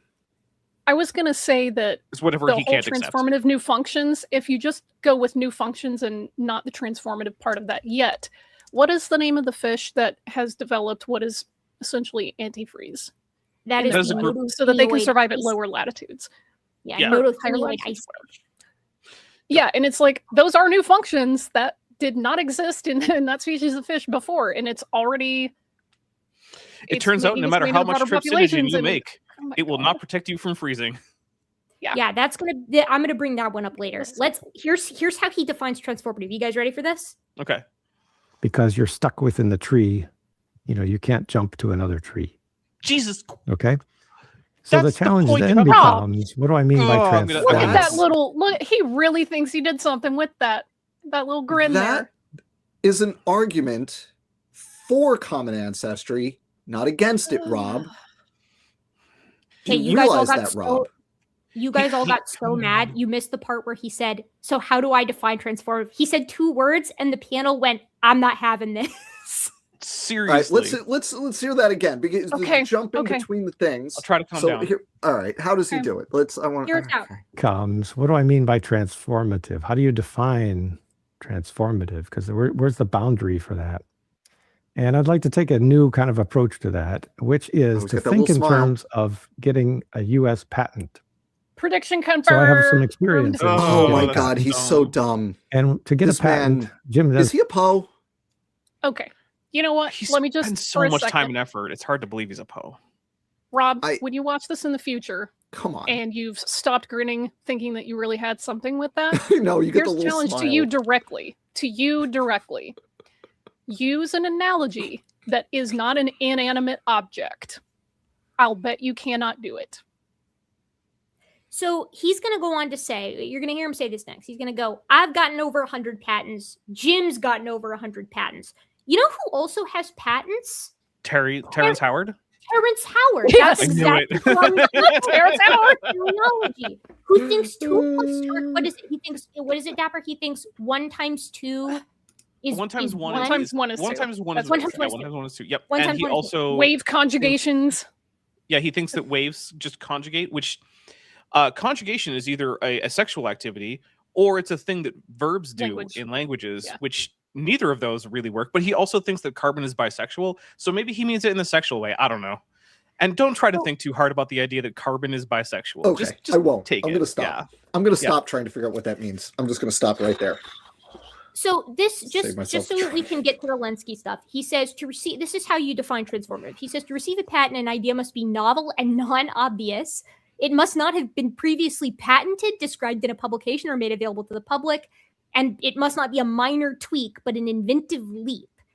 That life is based off of millions of innovations. He says we should easily see, since there are all these transitional species in the fossil record, mind you, which he says is low confidence science and doesn't count, that we should see this. So simultaneously, we can't look at the fossil record to see these leaps across millions of years, which we can and do see. We actually must watch them happen in long-term evolution experiments, which have been going on for maybe a maximum of 50 years, I would say. Probably not more than that. Maybe a little bit more, given a little leeway, since I don't know that area. So does this or does this not sound, again, like we're asking to watch the evolution of all life on the planet in real time in order to find support for it? At least one lineage, I'd say. Like, maybe he'd be okay if we could watch, like, the evolution of dogs from Luca. Then maybe he'd say that that's fine. I'm going to give him that. All right. I'm going to take us forward, and we're going to get to this Lenski stuff. Because the way that he does this is he pulls up the paper that I had earlier, which is titled Long-Term Studies Provide Unique Insights into Evolution. It's a 2025 paper by Stroud and Ratcliffe, published in Nature. It's a really wonderful review paper on, like, multiple different long-term evolutionary studies. And so what Rob is going to do is he's going to select 6 from there. And we're going to focus on the Lenski long-term evolution experiment. And he's going to basically explain why none of those count as patent worthy. And those 6 are, I don't even think I need my phone. The 6 are the Lenski long-term evolution experiment, Darwin's finches, the yeast multicellularity, the peppered moths, that's the last one that he does, guppies in Trinidad, and there's one, and fruit flies. Those are going to be his 6 examples. None of those exhibit any type of novelty or patent-worthy innovation. None of them count as evolution. I hope that Rob never actually gets a job at the patent office. Some of those aren't like experimental evolution, though. He doesn't care. The Darwin's finches thing, like those are watching natural populations on an island. They're on a series of islands. They're not in a lab evolving. Does he know that? I think he knows it because he goes over how the speciation event that the Grants observed with one of the ground finches actually happened. And when he does that, Dan, you weren't here for this earlier, but he says, and I'm paraphrasing a bit here, but he goes, I'm not going to relitigate whether or not speciation has been observed. Like, he doesn't think speciation has happened, or at the very least, he's agnostic to it. Well, it has in the lab with fruit flies. How can he be agnostic and also think about kinds as a thing? In his model, speciation occurs. Yeah. Like on that forest of life tree that he loves to show, that involves speciation. So yes, it does. Yeah. He should probably, make up his mind in terms of whether that's a thing that happens, since it's part of his model. It is. Is he going? Do you think he realizes that? I think he realizes that. I think that he has a fundamental problem, and I think James Tour does too. I think they both have a fundamental problem with the definitions for microevolution and macroevolution because we see both. So I think that they resist. Well, every creationist does. Yeah, they don't. Yeah. I mean, the only difference between them is time, and they don't like that. So. No, they don't. And so I think that's where it's coming from. Are you guys ready to get into the Linsky stuff? Sure, let's do it. This is going to be so dumb. This is going to be so. Can I make some predictions first? Please, while I'm finding it, predict away. So first, it's not new because the gene in question for the SIT plus trait actually existed before. You're just duplicating it. Therefore, it's not actually a new trait, even though it is a new trait because trait equals phenotype. So it isn't. The aerobic citrate metabolism is a new trait. He'll say it's not. He's also going to say, and I have not watched this video. He's also going to say that it's actually devolution because they lost the ability to regulate that gene, which is wrong. The original copy, you could still turn it on and off. The new copy, you could turn it on and off, just different conditions. So you didn't lose that ability. That's just wrong. And then the third thing he's going to say is this is also turns out not even good because there was this one paper this one time that showed a higher mortality rate in the SIT plus population. And he might even use the phrase die off. And that is just a misunderstanding of how ecology works when your population density goes up. So that's what I think he's going to say. Shall we? Let's see how I did. All right. All is not lost here because they say, here's our champion. Our champion is the most complete investigation of evolutionary innovation comes from the long-term evolution experiment of E. coli. Some of you may be familiar with this. This is Richard. Send out your champion. Right away, that's wrong. That is not even the best. Like, that's wrong. And sure, these authors can say that that's like the best example of evolutionary novelty, whatever, but that's wrong because you've got one type of bacteria adapting to the same environmental conditions since 1988. You wouldn't expect a whole lot of novelty for that because they're adapting to the same conditions continuously. They're being pushed towards one fitness peak for one very particular set of conditions. So you wouldn't expect a whole bunch of new stuff to happen. You're going to get to that peak and then you're going to stay there. So like the whole premise that we're talking about here, that the LTEE is the be all and end all, like it's the final boss of experiments and evolutionary novelty, that's wrong. Yeah. That's just not right. Jen, you're assuming that he knows what theoretical a fitness landscape is. I don't think he does. No, he doesn't. I don't think so Even either. then, though, he has here, that seemed a little hushed, huh? It's not the most complete investigation. It's arguably the most complete investigation by these authors, right? These authors are characterizing it that way. Now, the critical part of this, I would say, is that this is an investigation of long-term evolutionary experiments specifically, right? So this is couched within that vein of investigation. We're not including all of these other areas either. But let's let him explain to us. Yell pause when you want to pause. Linsky's work, essentially his whole career, it's like 30 plus years of work studying E. coli, about 80,000 generations that he has studied in the laboratory, all prospective, all repeatable, all directly measurable. It's all high confidence stuff. So how long is an E. coli generation? They went through about 6 to 7 generations per day. And it actually could have been more, but they put it in a media that was limited, and how much glucose was in there. So they kind of ran out of gas, and they could have generated more than that. Right. Yeah, because I think most bacteria will double every 20 minutes. And so they slowed it down to 6 or 7 a day. Yeah. So let's just ballpark that to 10. These two, like, effing learn something first. You can, under super optimal conditions, if you get bacteria into the exponential phase of their growth curve, you can maybe get them below half an hour, maybe for a generation. But that is not most bacteria. That is the fastest replicating bacteria under optimal conditions, and only for a part of their growth cycle, because they start off with a small population, very slow. They get to that exponential phase, but then it rapidly is going to peter out. So that rapid exponential phase is only going to last maybe a few hours, because typically you're doing it in a limited media where they run out of food at some point. Once you transfer them to more food, they're going to slow down. And even if you add more food, the waste products are going to start inhibiting their growth rate.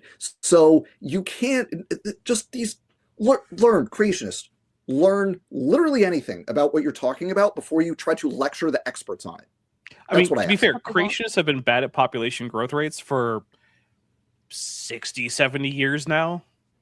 They haven't learned yet. I'm going to keep telling them they should. I think you're in for a treat. I'm going to let him keep going. Okay.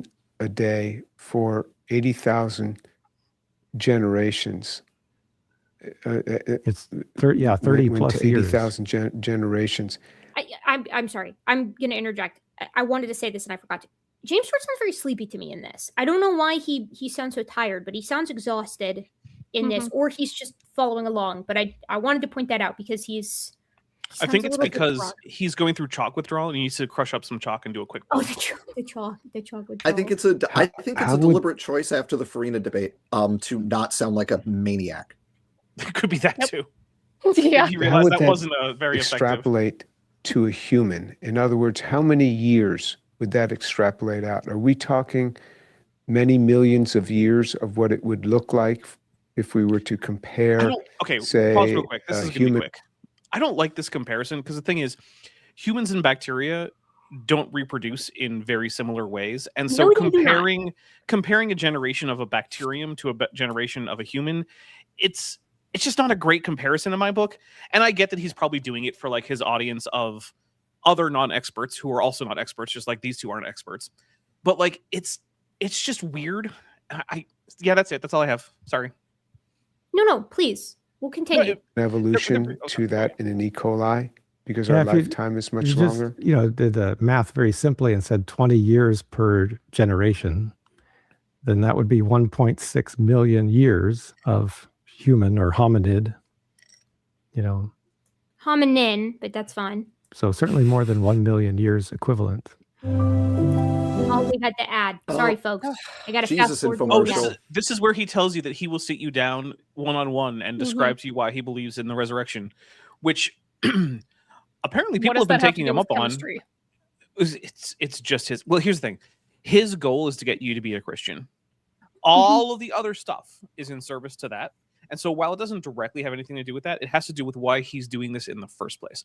Because James Tour fundamentally does not care about any of this stuff, except that he thinks that he can get people to either become or stay Christians when they might otherwise not do so. I always dunk on the infomercial, and I know that it comes across as a little bit mean, but it's just written like an infomercial. And I wish that they weren't placed as they are throughout the entire talk. It makes it difficult to respond to. It makes my job difficult editing later. So I have a beef with it. But plus, he never has a transition, right? He never has like a segue. Now, to be fair, my segues suck, but at least I bother with them. But it's like a sting, and then it goes into the. It doesn't matter. It doesn't matter. A sting is not a segue. I'm gonna let him keep going. Much. So the biggest innovation that they came up with, and this is what the media gets all excited about, is after 33,000 generations, they saw the E. coli develop the ability to metabolize citrate. Citrate was another kind of, it wasn't even meant to be a nutrient, but it was part of the bath that they were placed in every day. And they found a way to use that as an energy source. And so they got faster growing and more productive. Rob, this was the point. You're introducing things that they wouldn't eat, that they wouldn't have access to, that they weren't prepared to metabolize. And then they did. What do you think that tells us? Don't worry. He'll tell us what he thinks. He's going to say that it doesn't count here in a second. Yeah. Of course. That way. And so the paper we're reviewing, Stroud and Ratcliffe, they describe this as the evolution of citrate utilization was a major innovation in the context of the LTEE. So major innovation sounds like a patent to me. Let's see what they got here. So in Richard Dawkins. So in the context of this long-term evolution experiment, right? Yep. Happening around 33,000 generations in. Okay. The only innovations can be like the ingenuity types that you could patent. Yeah, that's why the patent framing is funny to me. Like this. It's gonna stay like this. It's gonna stay like this for the rest of the thing. By the way, guys, basically, unless Terrence Howard could come up with it, it doesn't count as evolution. That's what I'm going. Yeah. That's what I'm hearing. So yes, that's why the comparison is so goofy to me. Does Richard Lenski own the citrate metabolism patent now? Is that what this means?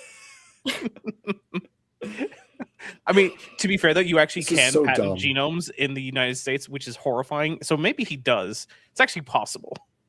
So he's going to gas up Richard Dawkins here because, of course, he is, because that's the god of evolution now. Of course. Is Richard You mean Dawkins. hang on. Richard Dawkins, the Epstein friend? Yeah, Richard Dawkins from the Mhm. Epstein files. Noted the very- transphobe Islamophobe? and noted Islamophobe, transphobe, and also potential sea salmon enjoyer. Yeah, the guy that says he's an atheist and that, there's a God delusion, but then is also somehow a cultural Christian and is fine with that. But it's mostly because he hates us. I literally don't care about anything regarding Richard Dawkins except for the fact that he's in the Epstein files at this point. Like for me, now maybe call me controversial, but that's my litmus test. If you're in the Epstein files, I don't really it's great if you did good science back in the day, but I don't want to hear from you anymore ever again. I'll give it a minor caveat in that if you're in there in an incriminating way, because remember, Rebecca Watson is in there, but not in a way that implicates her. Because they're complaining about it, right? Here's another exactly. thing. This is how we know time travel isn't real, because Stephen Hawking would have come back and removed himself from all of the files. Because he went to some parties. He's in there. Yeah, he did. Hawking, man. And I'm not even going to touch that. Okay, I'm going to let him keep going. He's going to gas up Richard Dawkins, and then we're going to the punchline here. Dawkins described this as a beautiful demonstration of evolution in action, new information entering genomes without the intervention of a designer. So a lot of hype there. Mm-hmm. Richard Dawkins actually published this in his book, The Greatest Show on Earth, about 3 years before the actual DNA analysis came out. The DNA analysis of what happened. Pause. I know something else. I have one more prediction to add. He's going to reference the Van Hofwegen paper, where Scott Minich, I don't know how to say it. The DI guy is the author. And they're going to be like, look how easy it is to actually evolve this if you force them to, right? If you impose a selective pressure as opposed to just let them do it. That's not the point, guys. But we'll get there. But I bet we have an interesting and important announcement, which is to say that currently the status of the fundraiser is $6,000 raised, which is 100% of the goal. So thank you very much, everybody. Thanks, everybody. We're going to keep going. Yay. Thank you. Yes. Thank you. And if you want to give extra, I'm sure that Vishanti will appreciate it, but she won't say that because she hates saying stuff like that. She won't push you. I mean, I do, but it's look, all I did was calculate what's it going to take to pay off all the stuff here, put a deposit down, rent a truck, and move. That's it. There's no frills. There's no extra things there. So we hit the goal, and I'm like, hey, I won't be homeless. I can rent a truck. I can afford to put a deposit down on a new place. So that feels really good. And I'm not always the best at expressing gratitude. That's a level of vulnerability that is really challenging for me, but I am very grateful to the community for the generosity, and I hope that I can pay this forward. You're paying it forward by being here and helping us dunk on just by doing memes and trolling. Okay. Yeah. No. Yeah, you're adding the vibe would not be complete without you. Look, you're basically being a propaganda officer in service of science and anti-fascism, and we need a lot of that. Hey me. I'm gonna let them keep going here for a minute because Jim's got to get something off his chest. I suspect he didn't have anything else to highlight. I think this was the biggest thing to talk about. Yes. Right. So when they actually did the DNA analysis, no, pause. No, that's wrong. Pause. What? No. From a God, just read, learn, crack a textbook on literally freaking anything. These two clowns. That is cool. That trait, the sit-plot trait, which we'll go through, is cool, but that is not the single most important thing that came out of the Lenski experiment. The thing that, at least from a theoretical evolution perspective, that is the big cool thing, is the relationship between mutation accumulation and population fitness and a bunch of other things, right? And so one of those lines, one of those 12 lines of bacteria in that experiment became what's called a mutator lineage. They evolved a mutator phenotype where Super cool. they now creationists would call that devolution, because what's happening is they're deactivating some error checking. So they accumulate more mutations per generation than the ancestral phenotype. That basically what they're doing is they're evolving a higher baseline mutation rate. And what happened in those mutator bacteria is their fitness compared to the ancestor. All of the 12 lineages got better. If you look at the graph, it like starts at 1 as the relative fitness, and it goes up to about between 1.7 and 2-ish as the relative fitness. But if you break it out by the 12 lineages, the highest one is the mutator lineage. It has the highest relative fitness of all of those lineages, showing how by exploring more sequence space, by trying out more different mutations, you actually find more beneficial genotypes than you would otherwise find.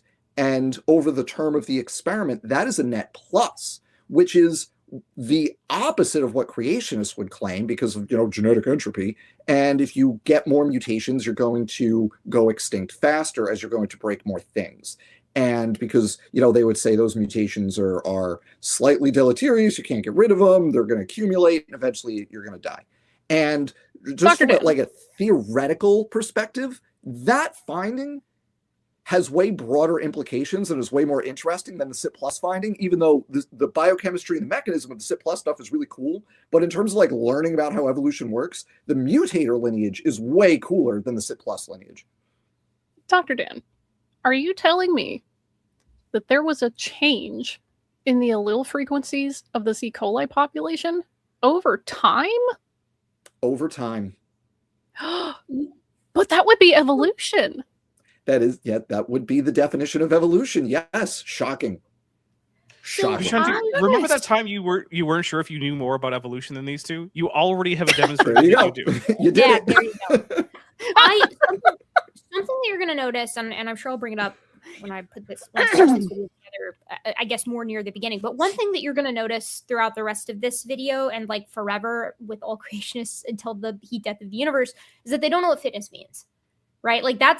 Dan alluded to this earlier, but this is going to be a reigning theme with the nature of these bacteria, because to them, any change in the genome is degradation of the genome, which means it's deleterious, which means it's a decrease in fitness. But that's not how fitness is defined. So they're going to get into this here in a second, and we're all going to have something to say about it. But please keep in mind that the definition of fitness is it's an individual's relative ability to reproduce and leave behind offspring compared to others within its population. It's differential reproductive success. That's it. Anything that gives you an edge on that is going to necessarily make you a fitter individual. That makes Sal sad. Right. Yeah, Sal does not like this, but I don't really know what to tell the creationists on this. They want us to change the definition of fitness. It's been the same since Darwin. Truly, I can't help you. It's like flat earthers wanting to change the definition of gravity so that they can make the flat earth make sense, or level. I love what there's a person named Wade in the chat who says, I bet that when younger creationists hear the word evolution, they think of something out of an Animorph cover. Animorph, Pokemon, Digimon, whole 9 yards. Okay, I'm gonna let him keep going. Off with this paper by Blunt et al., 2012. And in this paper, they tried to make a big deal of it.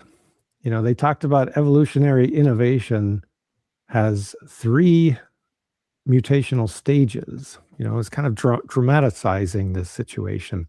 You have the first stage, which is potentiation. And that means you have some random mutations pop in that are kind of setting the stage, opening the door for innovation. The second stage, actualization, that's where the big mutation happened that started this new function, the big innovation. And then after that, you have the third stage, which is pause real quick. Where he's so mad that it didn't sprout eyes, and he's like, they're just over dramatizing it. This sounds like a model for the evolution of irreducibly complex traits, right there. It almost does, doesn't it? Put that out there, yeah, a little bit. That's it. Other mutations come in to optimize, to tweak it so it's just fully optimized. You get the full benefit of it. Fully automated Stroud and citrine Ratcliffe, metabolism. they cite that paper and they basically agree with this. And they say that the value of the long-term experimental framework here is unquestionable. By reviving ancient populations that happen to be frozen, but they revived them from the freezer at different time points in the LTEE before the evolution of citrate consumption, so before 33,000 generations, it was discovered that the ability to evolve this innovation was contingent upon several previous genetic changes. That would be your potentiation going on. And that occurred after approximately 20,000 generations. So there's a lot of discussion here about how complicated this was, how many mutations were needed, and how this innovation took some time and some complexity to it. But that's not the full story. All right, You want to say anything before we get the full story? Pause. So three things here. One, he keeps saying something very basic, very wrong, that the new trait was citrate metabolism, which is not the trait that evolved. The new trait is aerobic citrate metabolism. E. coli can metabolize citrate anaerobically, that is, in the absence of oxygen. The new trait is the ability to do so in the presence of oxygen. So that's one. And Rob has got this wrong multiple times, and he's saying it enough that we need to correct him on it. So that's one. Two, he's not disputing any of the stuff that was described there, which is good because that paper accurately describes what happened. Between 20,000 and 30,000 generations, there were two mutations that occurred. And without those two mutations, the subsequent gene duplication would actually be harmful to the bacteria.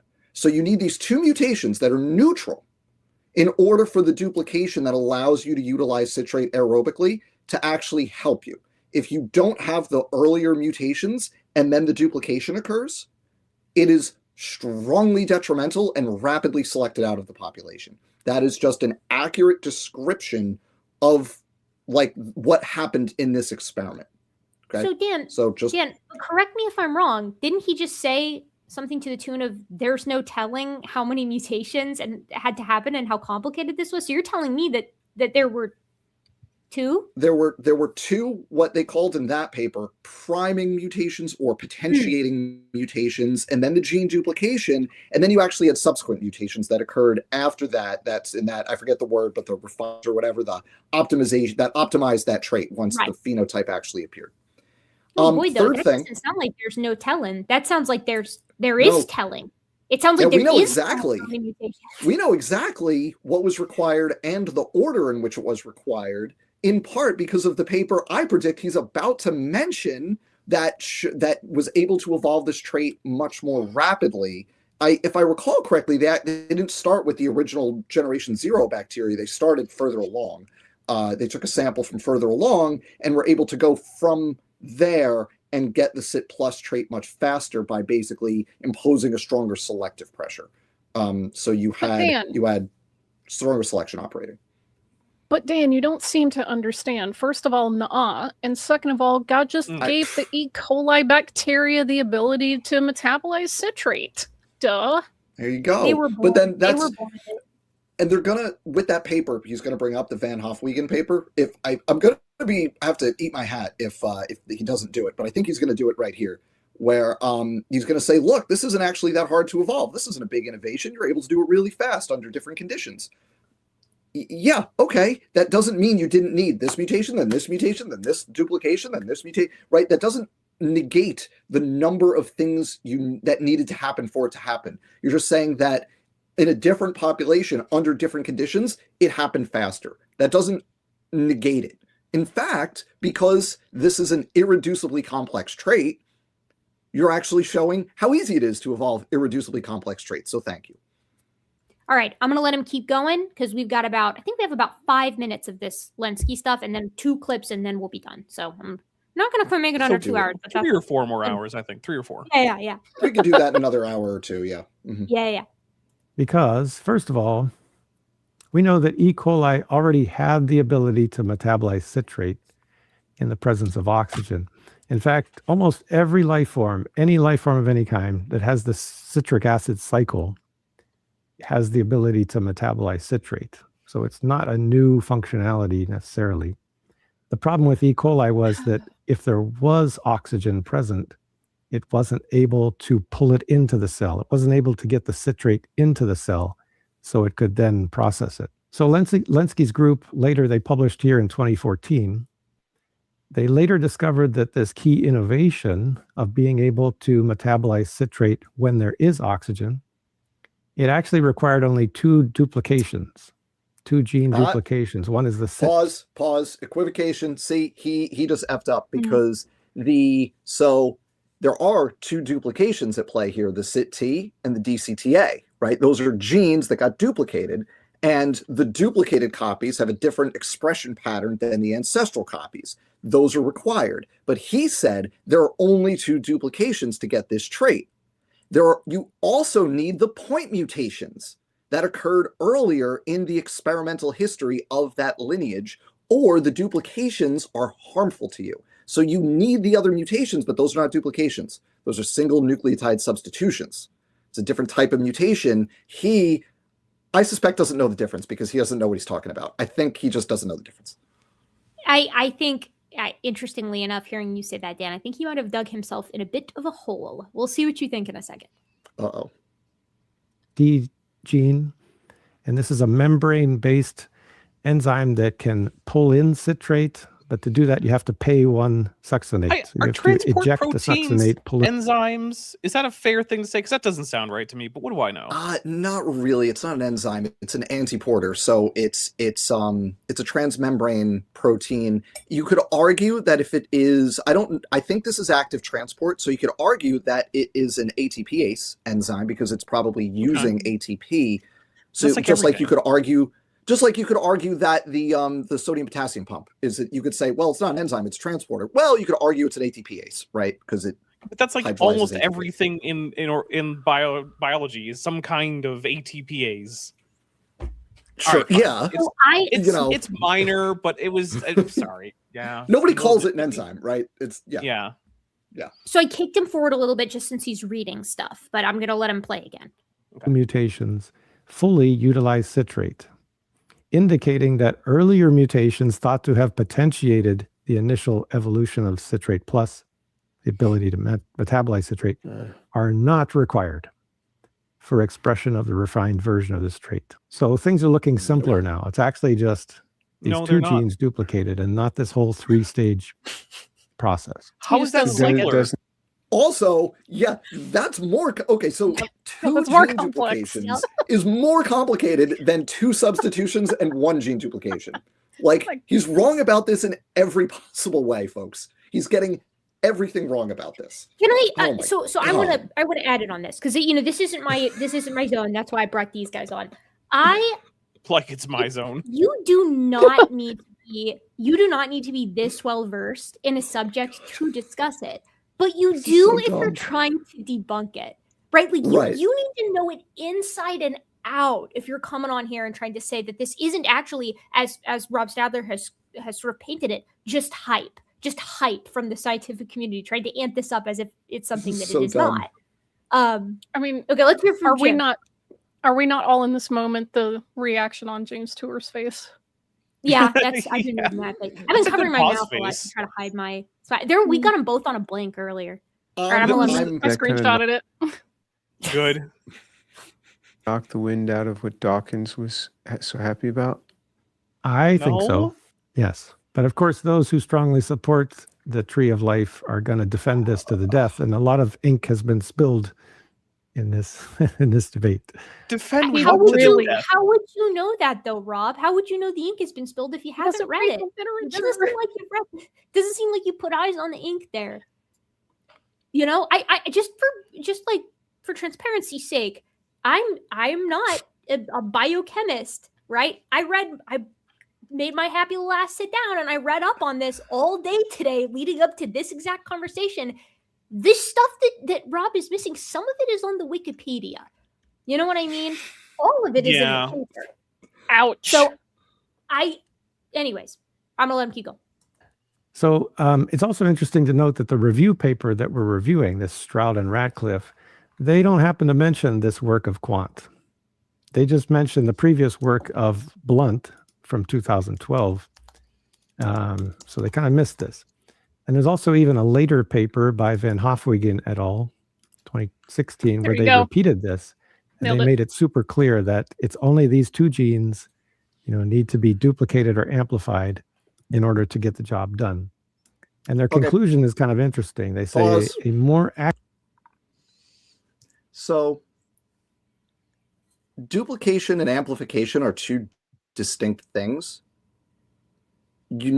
So you can duplicate a gene, you can amplify a gene. Those are two separate things. If you need both, those are distinct things that need to happen. Different steps. Right. Those are separate steps. Just want to clarify that for people. Those are distinct events. Ready to keep going? Go. I am. Accurate, although controversial interpretation of the LTEE is that E. coli's capacity to evolve is more limited than currently assumed. And remember, this is kind of the champion that Stroud and Radcliffe has. This is the best they got. Yeah. This is the best they got. I don't remember reading that part, but that's fine.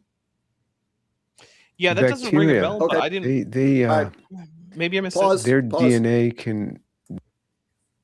I pulled up the Van Hofwegen paper, which Dr. Rob Stadler either didn't read or is deliberately misrepresenting, because I have this paper handy. I have highlighted it and annotated it because, of course, I have. And I just want to read a couple of short passages for everybody. Do you want to share your screen, Dan? I can just put it up on screen. Yeah, let me just put the paper up for y'all. And let's see if what the paper says is consistent with what Rob just said. Before you do that, I want to point out Hawk SX, I'm not sure, says, since you guys mentioned Pokemon, why is James Tor acting like a Snorlax? That's a good question. I was not trying to be like rude or mean or whatever, but he just looked wiped earlier. Like I've looked that way. I've tried to stream that way. It does not go well, but he's looking sleepy. He was looking a little sleepy. All right, I'm adding to the stage. Oh, I have to remove my media from the stage. Okay, hold on a second. I'm working on it. Okay, remove. And then it's Erica's first time. Yeah, it's my first time. Guys, I'm new. Professionals here. I'm new to the job. All right. So this is the paper, Van Hofwegen. Scott Minnick over here is a Discovery Institute guy. Just FYI here, I'm gonna make this bigger for everybody. There we go. That's good. So here's the line. Here's the line that I think Stadler is mostly quoting. Unsurprisingly, it is from the abstract, because of course it is. We said amplified CIT-T and DCTA loci followed by DNA rearrangements consistent with promoter capture events for CIT-T. So Stadler doesn't know what that means, because those are separate things. The promoter capture event refers to the duplication of CIT-T. So it exists here in the genome, and then it duplicates, and now it exists where it used to and in a new place under the control of a new promoter. But the amplified CIT-T and DCTA loci, that means mutations happened first, and then the duplication happened, right? So what this is saying is consistent with the earlier paper that Stadler showed that he's saying this paper conflicts with. Now, you can get into more detail. They say genetic analysis of Lenski's CIT plus strain showed amplification of the CIT-T locus. So mutations leading to higher expression. That's what that's showing. Or higher activity. Could be either way, more of the protein or the protein works faster. Amplification coupled with promoter capture event, which is the gene duplication. Right? So now we've got mutations plus duplication, just like the 2012 paper said. And then a point mutation in DCTA at position -20 from the translational start is also a necessary mutation for efficient citrate utilization. It allows recapture of succinate export during citrate uptake. What that means is you also have to get the more succinate import to counteract the activity of the antiporter that pumps it out when you're importing the citrate. You need to bring that stuff back in, because that's also a component of that biochemical system. So this paper what we just read is exactly consistent with the 2012 paper. And Rob either doesn't realize that, or is lying about it, or he didn't read this far. This might be a good time for that poll that I suggested. Did Rob Stadler read the papers and fail to understand them? Did he read them, understand them, and lie? Or did he just not read them? It's crazy to me too, because this is a paper that has DI guys on it. Like, you'd think that if it was your team, and there's so few papers from your team, that you'd at least be like, I mean, I'd make it my business to be familiar if there were that few of them, right? I mean, and he set out to talk in part about this specific experiment and the papers surrounding it. You gotta you gotta prep. I mean, it's not like he brought this up on the fly. It'd be understandable if this wasn't the presentation that he had prepared for ahead of time. But such is the nature of a Stadler tour. I want to read one more line here, right here in between my two highlights. Because what they're doing is they're picking, they say frozen fossils, so they're picking from an earlier point in the Lenski experiment and going from there. Right? Says amplification of CYT-T, so mutation that gives more CYT-T activity, followed by promoter capture, which is to say duplication. Now, creationists are always a little bit shady about this, because the ones who know what went on don't explicitly say it, but they word it in such a way that implies that a promoter moved around rather than the gene itself. But what happened is the gene was duplicated. That was the Carter. That was what's his name? Not right. James Carter. That was James Carter. Just totally biffed that one, even though he wanted to talk about it, and then just face planted. Because again, all these guys get their stuff from creationist sources, so like they're not hearing good information. But then, right, and then either of which allows aerobic expression. These mutations account in part for the novel CYT plus phenotype, and then you get into the other point mutation that's required. So again, like, it's right there in black and white. But I think the fact that Minnick is a DI guy is part of the problem here, because they don't say explicitly, like, there was a mutation that upregulated the gene, followed by the gene got duplicated, and now it's aerobically expressed. But that's a problem unless you can deal with the succinate, so you need to amplify that gene as well. That was the result of a point mutation, right? There's no paragraph that just says that. It's wordy and awkward, and that allows, I think, Stadler here to not get across accurately what is going on. I think even then, even with the wordiness of this, it's hard. If you read this whole paper, I would imagine you would have a hard time coming away with his representation of it, right? Yeah, here we go. I just don't know that that's a doable deal. Oh no, they got the figure too. They got the figure that makes it really clear. They got there it is. Like, there's your right here. Like, here's your duplication right there, and then here's DCTA, and you've got mutations in that. So I could go through and read this. We're not going to be here all night while I parse every line of this figure legend, but the figure tells the story that you've got here's your duplication right there. CYT-T, there it is. Tandem duplication right there, CYT-T. And then where's DCTA? It's right there. What's going on with DCTA? Oh, you got a crossover event. So you're right. There's the duplication for DCTA. Yep. So you got the two duplications because there's your crossover. And then you also need the point mutations affecting each of the duplicated genes to make it work. God, this it's right there, sucks. guys. It's like it's almost like an evolutionary biologist might be a little better primed to handle a paper on the It's long-term almost evolution experiment. It helps to have some training in evolutionary bio to read this paper. Shoot. Yeah, but Dan, not too many people with that training would be willing to go on and lie to everyone like this. So that's the problem. I don't know. Does DI have any biochemists on staff that might be better equipped to handle this kind of thing? Can we get Behe on the horn real fast? Maybe he can explain it to him. No, because then he'll be looking at a way that his pet baby irreducible complexity can evolve in front of his eyes. He doesn't want to do that. Well, shoot though. Yeah, that's true. Makes it hard. James Shore knows Sygart. Sygart's a biochemist. Get Sygart on. Or Sygart's got a biochemist. Get Sy on here, yeah, right. Have Sy come explain it to him. You know, I mean, Sy could break this down quite easily. Okay, Dan, am I good to boot you? Are you ready? Switch the screen back, yeah. Even if Ready. you got one of their own guys to explain this to them, they would still not admit that this confirms evolution, that evolution happened, that evolution is possible, that blah, blah, blah, blah, blah. It doesn't even matter. Dude, watch their long story short on this. I watched that too to prep for tonight. Like they will say it. They will be like, it might seem like the fitness went up, but trust us, this isn't evolution. Like, but okay, nah. okay, but why?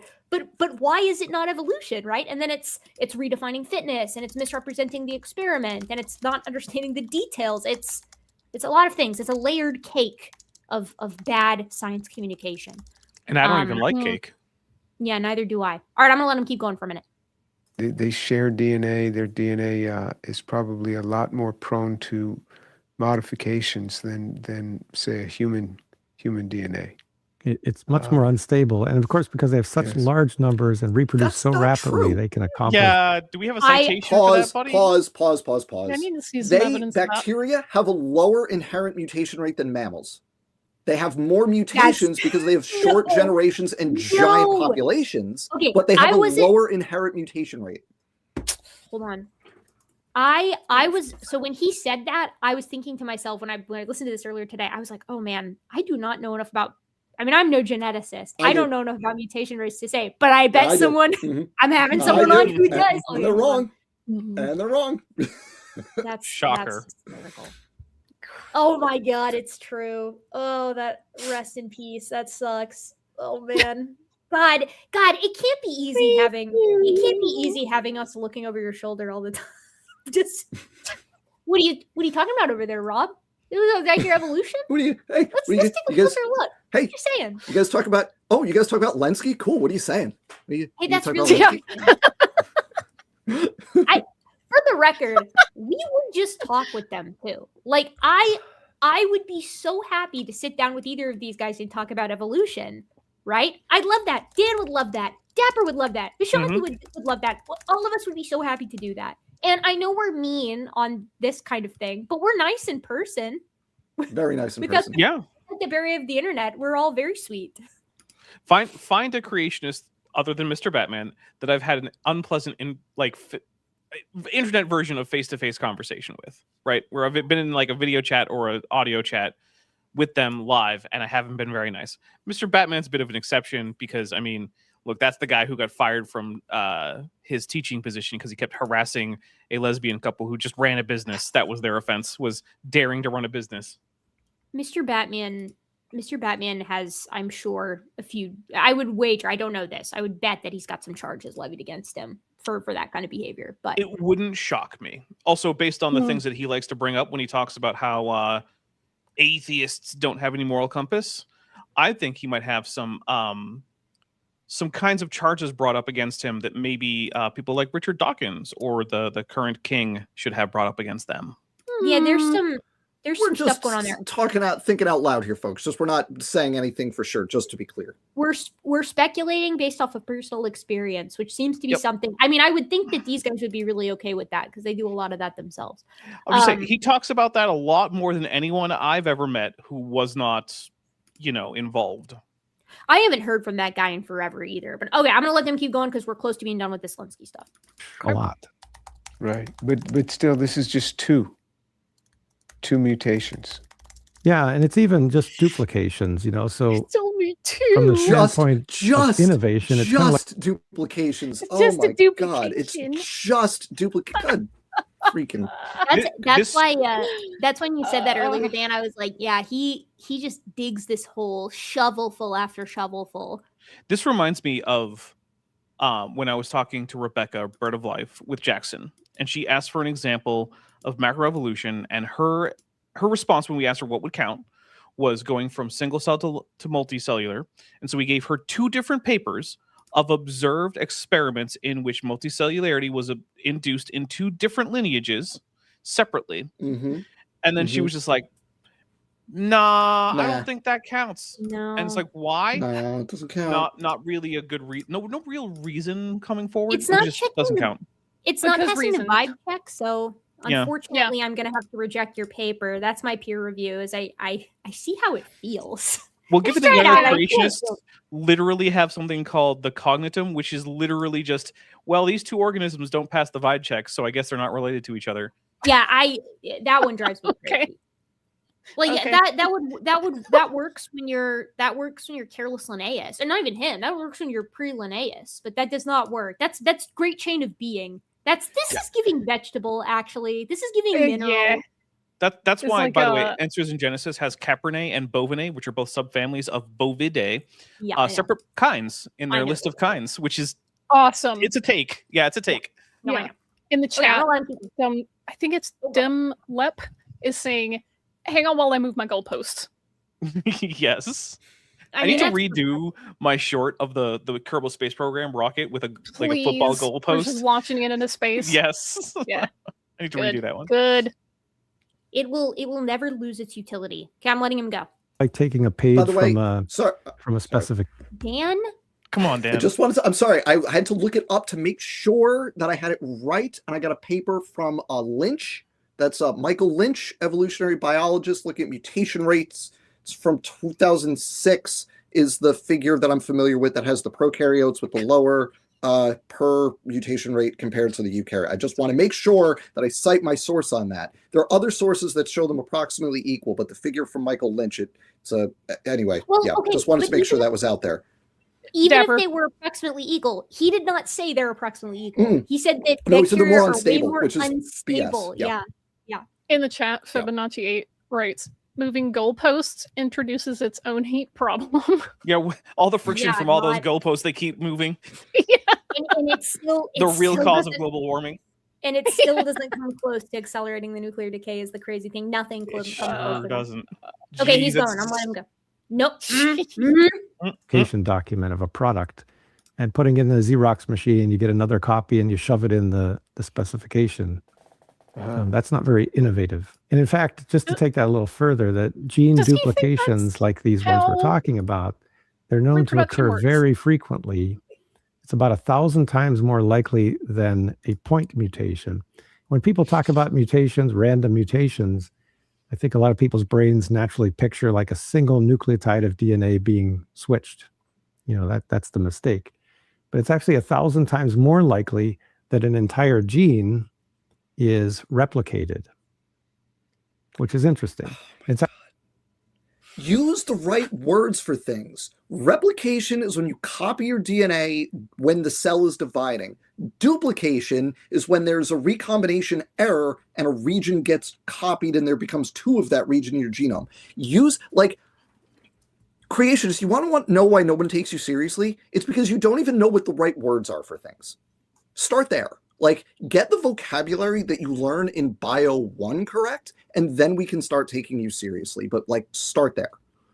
Once again, young Earth creationists, stop acting like flat earthers, because you keep on doing it. Like, use the right words. And I know creationists have been like, and Dr. Dan, he's so pedantic with the vocabulary. Words have specific technical meanings, and if you use the wrong words, no one knows what the hell you're trying to say.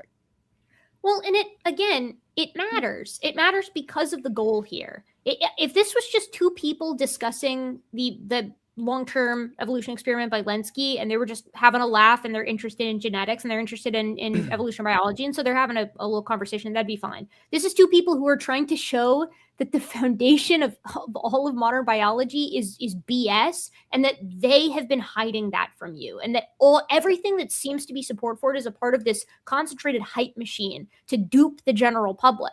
You can't get basic stuff wrong, even if it's just vocab words, if that's your goal here. This, as Dan says, this stuff matters. It matters when you're trying to shift the paradigm. Yep. You gotta nut up or shut up on this. It's one of those basic things where if you don't know what the position is, you can't refute it. Yeah. Period. Yeah. Okay. Actually even more likely that a replicated gene gets deleted. So these life forms are quick to replicate a gene and then take it back, duplicate it, remove it. This happens very commonly. And how many individual nucleotides are in a typical gene in this species? I don't have the good statistics, but I'd put it in the range of, 1,000, 2,000. I don't know, but let me nucleotides wildly guess is at it. typical. Is what just happened there. I mean, there's Vibes. There's a gag just waiting to happen with, I mean, I don't know the statistics. Clip chimp that bad boy and drop that whatever I needed. I don't know the statistics on that. Yeah. Yes. It's some wonky post-flood stuff. Some wonky post-citrate stuff, maybe. Can I go back to my question So- about where the maned wolf fits in their forest of life? No, he has no idea. I mean, He's not they sure about speciation. usually use so- looks like as their main criteria, which is just vibes. But he also doesn't really think that you can use DNA to tell like nested hierarchies and descendancy and all this other stuff, which is a real problem for the legal system because there's a lot of people in jail based on like forensic evidence that are excited, I guess, that those are suddenly off the table. But then does he also think that paternity tests and DNA tests on the websites that are like, oh, you're 50% this and 16% that, like, pick a lane, guy. They don't want to talk about genetic similarity. And I'll tell you what, we didn't hear, I haven't heard a peep about the human chimp stuff from Stadler and from Tour since we bodied them on that last time. So I was glad to see that. But no, I mean, the answer is they don't know. They don't know. They don't have a model. Like, that's what's so rich about, to me at least, about Rob starting this by being like, okay, you know, we've got these two distinct models and they make different predictions. You don't have a model. First of all, this is an accommodation. You're hoping to take what we actively observe and retroactively have your model accommodate that. That's problem number one. But problem number two is that it cannot make sense of the data that we see, which is why Rob allows, like, for his model, anything, like straight down to last Thursdayism. Are maned wolves related to dogs? Well, we don't really know. God could have done it that way, but maybe he didn't. I mean, who's really to say? Are you related to your grandma? I don't know. Maybe. God could have done it that way. Maybe not. I mean, to be fair, I didn't watch my parents be born out of my grandmother, so it's yeah. I mean, who's really to say if we can't see it happen? You know? Oh wait, but we have historical records for that kind of thing, right? Wow. I didn't see those get written. Well, that's low confidence evidence, isn't it? Yeah, in a court system, eyewitness certainly is, but not in Rob Stadler's six lines. I didn't see any of these historical records actually being written, so I don't. Maybe someone made them up. I'm gonna let him keep going. We're close to done with this Lenski stuff, and then I got 2 funny clips, maybe 3 funny clips, and then we're done. It's a bit of a head scratcher why duplicating that entire gene of 1 or 2,000 is a common process. It kind of sounds like there's an intention there, because you're copying the whole gene and not just a piece, a fraction, or a single nucleotide. So who's here's the a quote from that intender? paper that, You know. Obviously, it's Jesus. Oh, of course. You Silly know. me. Yeah. Jesus is sitting there saying, you know what this bacterium really needs? It's a new metabolic pathway. Let me just duplicate some genes real quick. Yeah. It was that or cure cancer. He decided to do the extra genes. Let's do this one. 1943. What he just said was disproven in an experiment in 1943. It's the Luria-Delbruck fluctuation test, where they tested, this is so perfect because I literally just recorded a video on this a couple of days ago, where in this experiment, at the time, the question of how adaptation works was an open question. Over 80 years ago, in 1943, and they did the test. Is a certain trait the result of random mutation occurring as a population evolves and the members diverge from each other?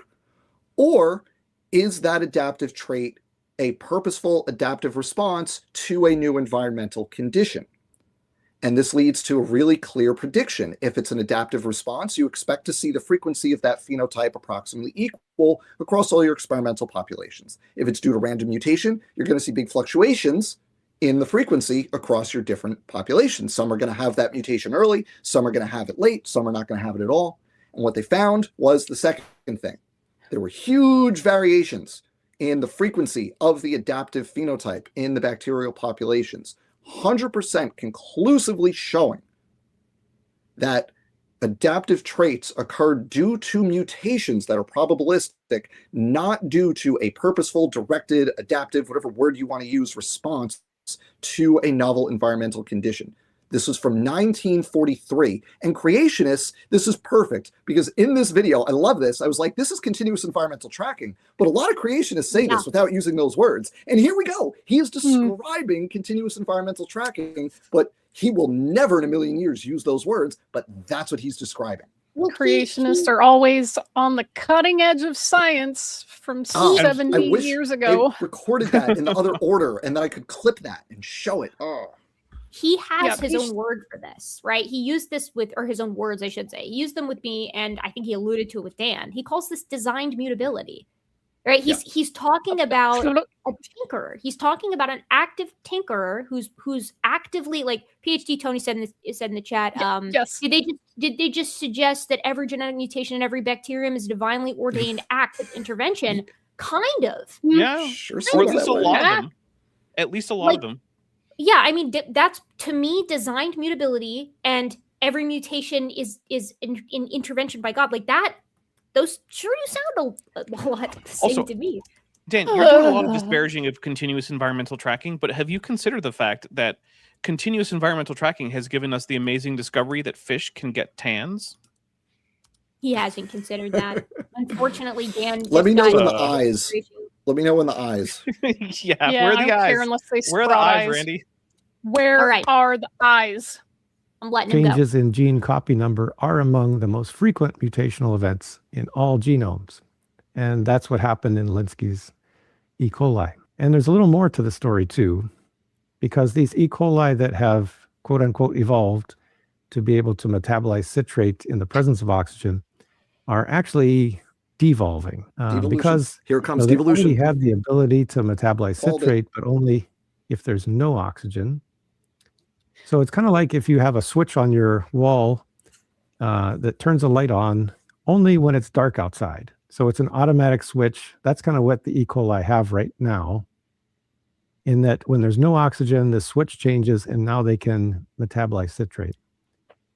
But now they have a second copy of this gene that can metabolize citrate when there is oxygen. So you have production of this gene with oxygen, production of this gene without oxygen. That's called constitutive expression, meaning that it's just constantly producing. And that's not always the best thing, you know. So if he just says that is wrong, evolution or so-called evolution, then that makes it not evolution. Checkmate. So it's even worse than that, though, because he's wrong. That gene is not under constitutive expression. Constitutive expression means it's expressed all the time. The promoter, where the gene landed to, is not a constitutive promoter. It's still regulated. You can still turn that gene on and off. It's just able to be on under a different set of conditions. But the promoter that I forget, it's like the RNK gene or whatever, is the gene that now it's kind of linked to in terms of expression. You can still regulate it. It's just regulated under a different set of conditions. I have tried to track down where creationists get this from, where they get this argument that it's now a constitutive gene, and I have not been able to figure out who said it first, but every creationist who talks about this makes that claim, and they are wrong. Dan, get RJ down. It's not. He's just wrong. That's what he does. This is also, like, what Dan is saying is true. Like, long story short, did this too. The DI did this too. Yeah. Like this, it's they're framing it exactly like this every single time. The DI, or I guess long story short, but they're affiliated with the DI. They even have like this little cheeky animation where the bacteria is producing the thing after being beaten over the head with a mallet. You know, I mean, it's and the idea is that this is negative. This could be like, this could theoretically, under some circumstances in some environments, be a bad thing.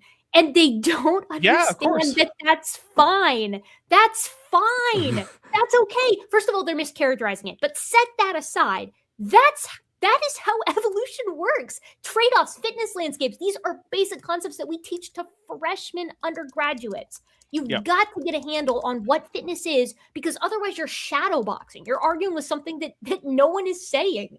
No one is saying that there's some kind of ultimate fitness, and he's going to, well, I'll do this. Also, I got to say, this idea of another quote from that's silly.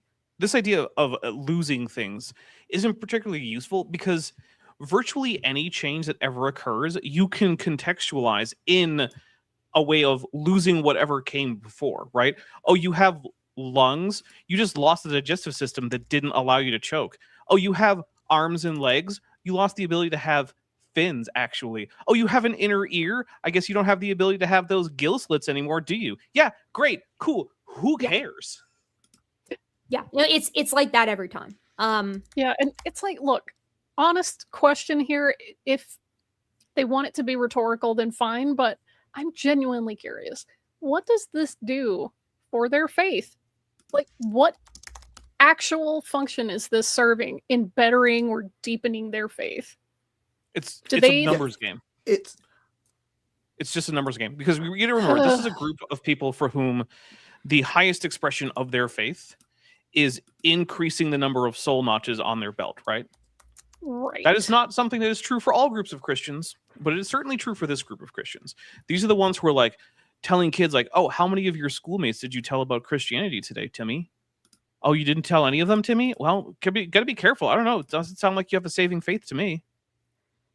Well, this can't be evolution, because then I don't get to store up treasures in heaven. So I think it's more like anything that is perceived as potentially providing a naturalistic explanation for anything, right? Whether it's diversity or life in the first place, is a threat, right? If you're not with me, you're against me. And so from their perspective, that is something that cannot be true lest it poke even the finest little bit of holes in the type of faith that they have. Never mind that many, many, many Christians make it work, that these two things are perfectly copacetic with each other. But for these guys, it's all about denigrating the science of it all to sort of elevate and protect and reinforce the flock and reinforce that way of thinking. At least that's been my experience. And that seems was like my for these guys, sounds like a skill issue. By the way, Christopher Bear, I just looked it up. Oh, sorry. I just looked it up. It is the RNK promoter. RNK is the promoter that the duplicated copy of CIT landed next to. And I just found 2 lists of known constitutive promoters in E. coli. RNK is on neither list. Thanks for playing. It's not constitutively expressed. Awesome. Christopher Bear of Christ is saying that science has hit a brick wall and it ain't going anywhere anytime soon. Tell you what, man, look, my email for my channel is public. Send me an email. We can set up a time to discuss whether or not evolution is going nowhere, whether science has hit a brick wall, whether rest in peace scientists. And I won't even bite, even though I do have a lot of Sabina, is that your sock account? No. Okay, we have 1 minute left in this Linsky stuff, then 2 funny clips, and we're done. Well, we have Let's do it. But Let's do it. 1 minute left. Lost control, basically, and production is kind of out of control. And Blunt, in a later paper, 2020, wrote this. However, we serendipitously discovered evidence of substantial cell death in cultures of a CIT-positive clone, such and such. These results indicate that the evolution of aerobic growth on citrate in the LTEE was associated with elevated mortality. So they're paying a price for having changed in this way. Okay, this goes to 37:15, so there's still like 30 seconds to go. But Dan, are you 3 for 3? Did you get them all? I just want to say, Are you not entertained? Are you not entertained? Dan did not get now there's no way of knowing that he didn't pre-watch. I didn't pre-watch. I didn't watch nothing. If I'm just saying, if you choose to take him at his word, and I have no reason not to trust Dan, he's never lied to me before. He's got their number, man. Bring it, Creationists. Right These guys never have new ideas. Ever. They do not have, they don't have any innovative effing claims. They don't have any novels. Explanations. It's all just the same crap repeated over and over and over, and they just try to mix it up a little bit. The easy way to figure out why this is kind of a dumb argument is to think about this, right? I'm going to give you the name of 2 countries, and I want you to tell me which one has more deaths per day in that country, right?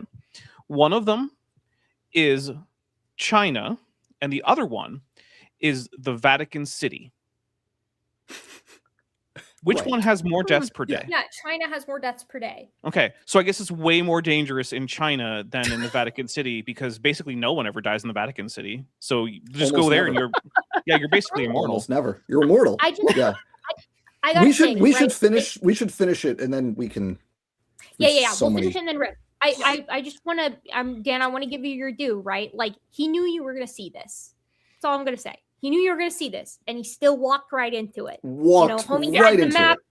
Homie had the map and took a nosedive into the tar pits. But let's let him finish. Again, we're 37:15. That's where we're going. So when we step back and look at all of this work that Lenski did, we ask ourselves, is this actually innovative? Well, Stroud and Ratcliffe described this as a major innovation. Richard Dawkins described it as, new information entering genomes.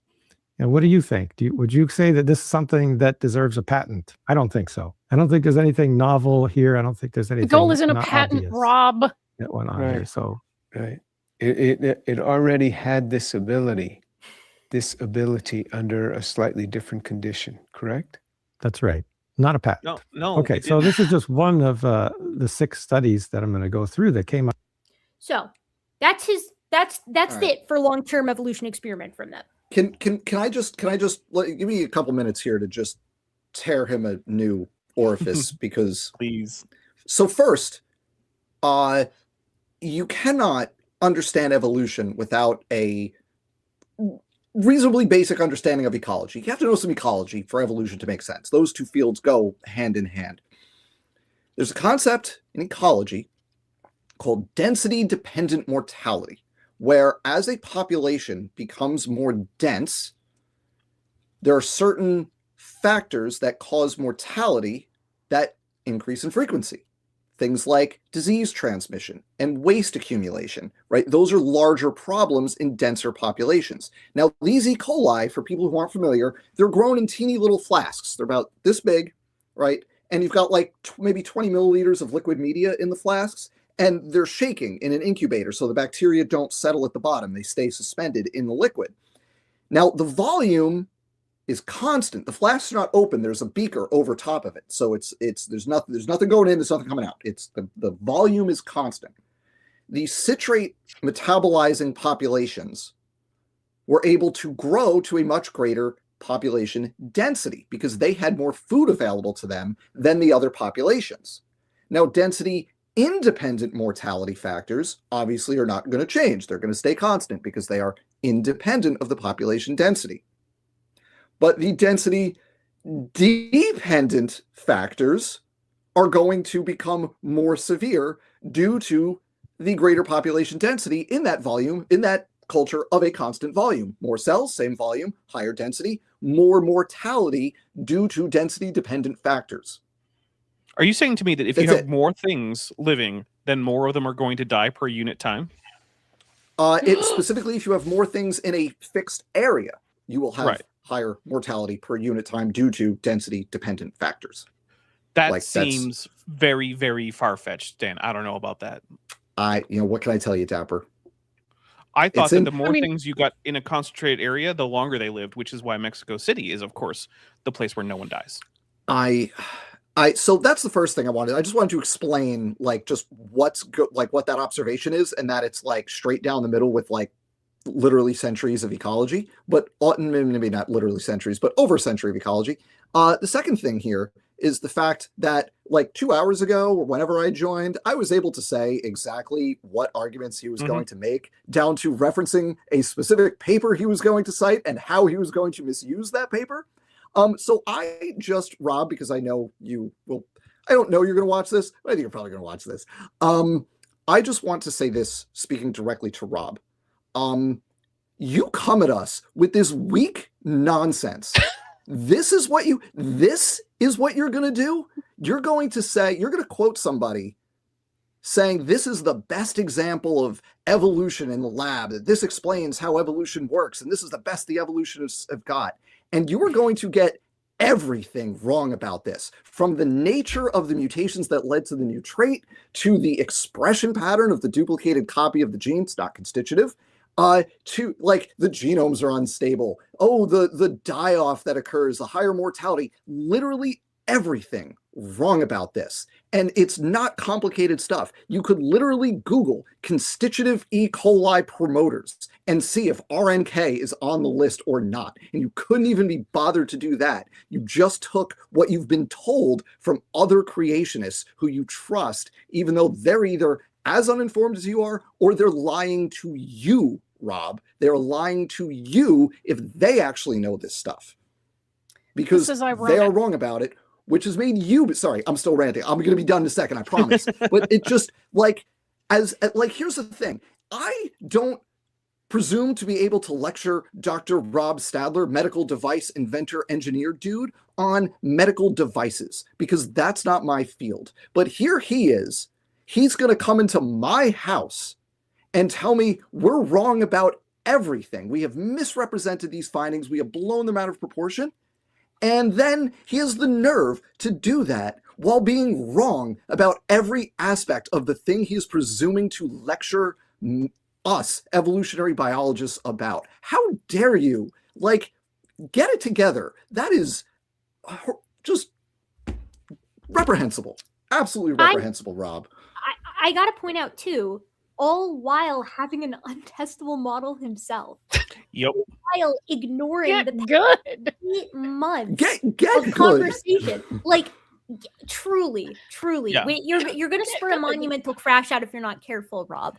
Saying that you don't have a model or that your model isn't testable is basically just removing yourself from the conversation as far as science goes, right? Yeah. Which, again, stop acting like a flurf who say, well, I don't have a model. Yeah.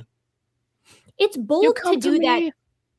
On the day of my daughter's wedding without a model.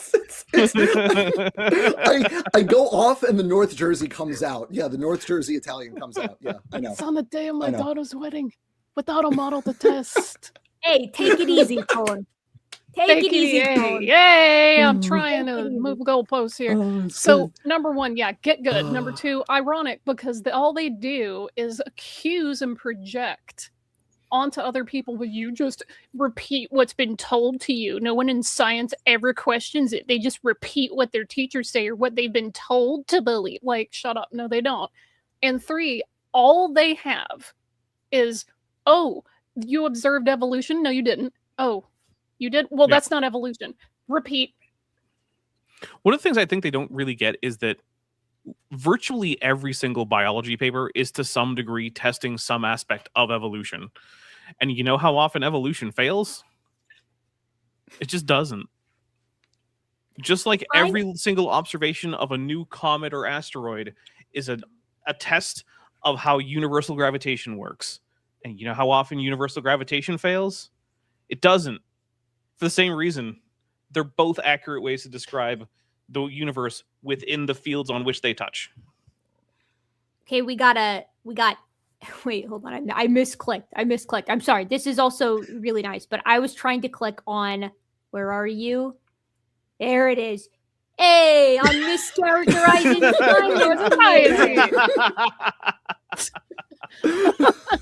It's good. Thank you. I'm lying here, misrepresenting here. All right. We got some funny stuff. We're gonna finish with some jokes, and then I'm coming back in. It was the most stable population around. I'm gonna come back in and thread through when I package this myself and touch on all of his other examples. So rest assured, Rob, if for whatever reason you end up catching this before my actual video on this comes out, I'm gonna go through the rest of your examples. So please wait with bated breath. But in the meantime, I want to hear what he has to say about species. So he jumps right into it from here. The next about 30 seconds. Let's just hear him for a minute. Out of this review paper. The next, they talk about speciation. So formation of new species, which of course is very critical to evolution. That's the Origin of Species by Charles Darwin. So when a new species is formed, people count that as macroevolution. But that doesn't necessarily mean that real innovation has occurred.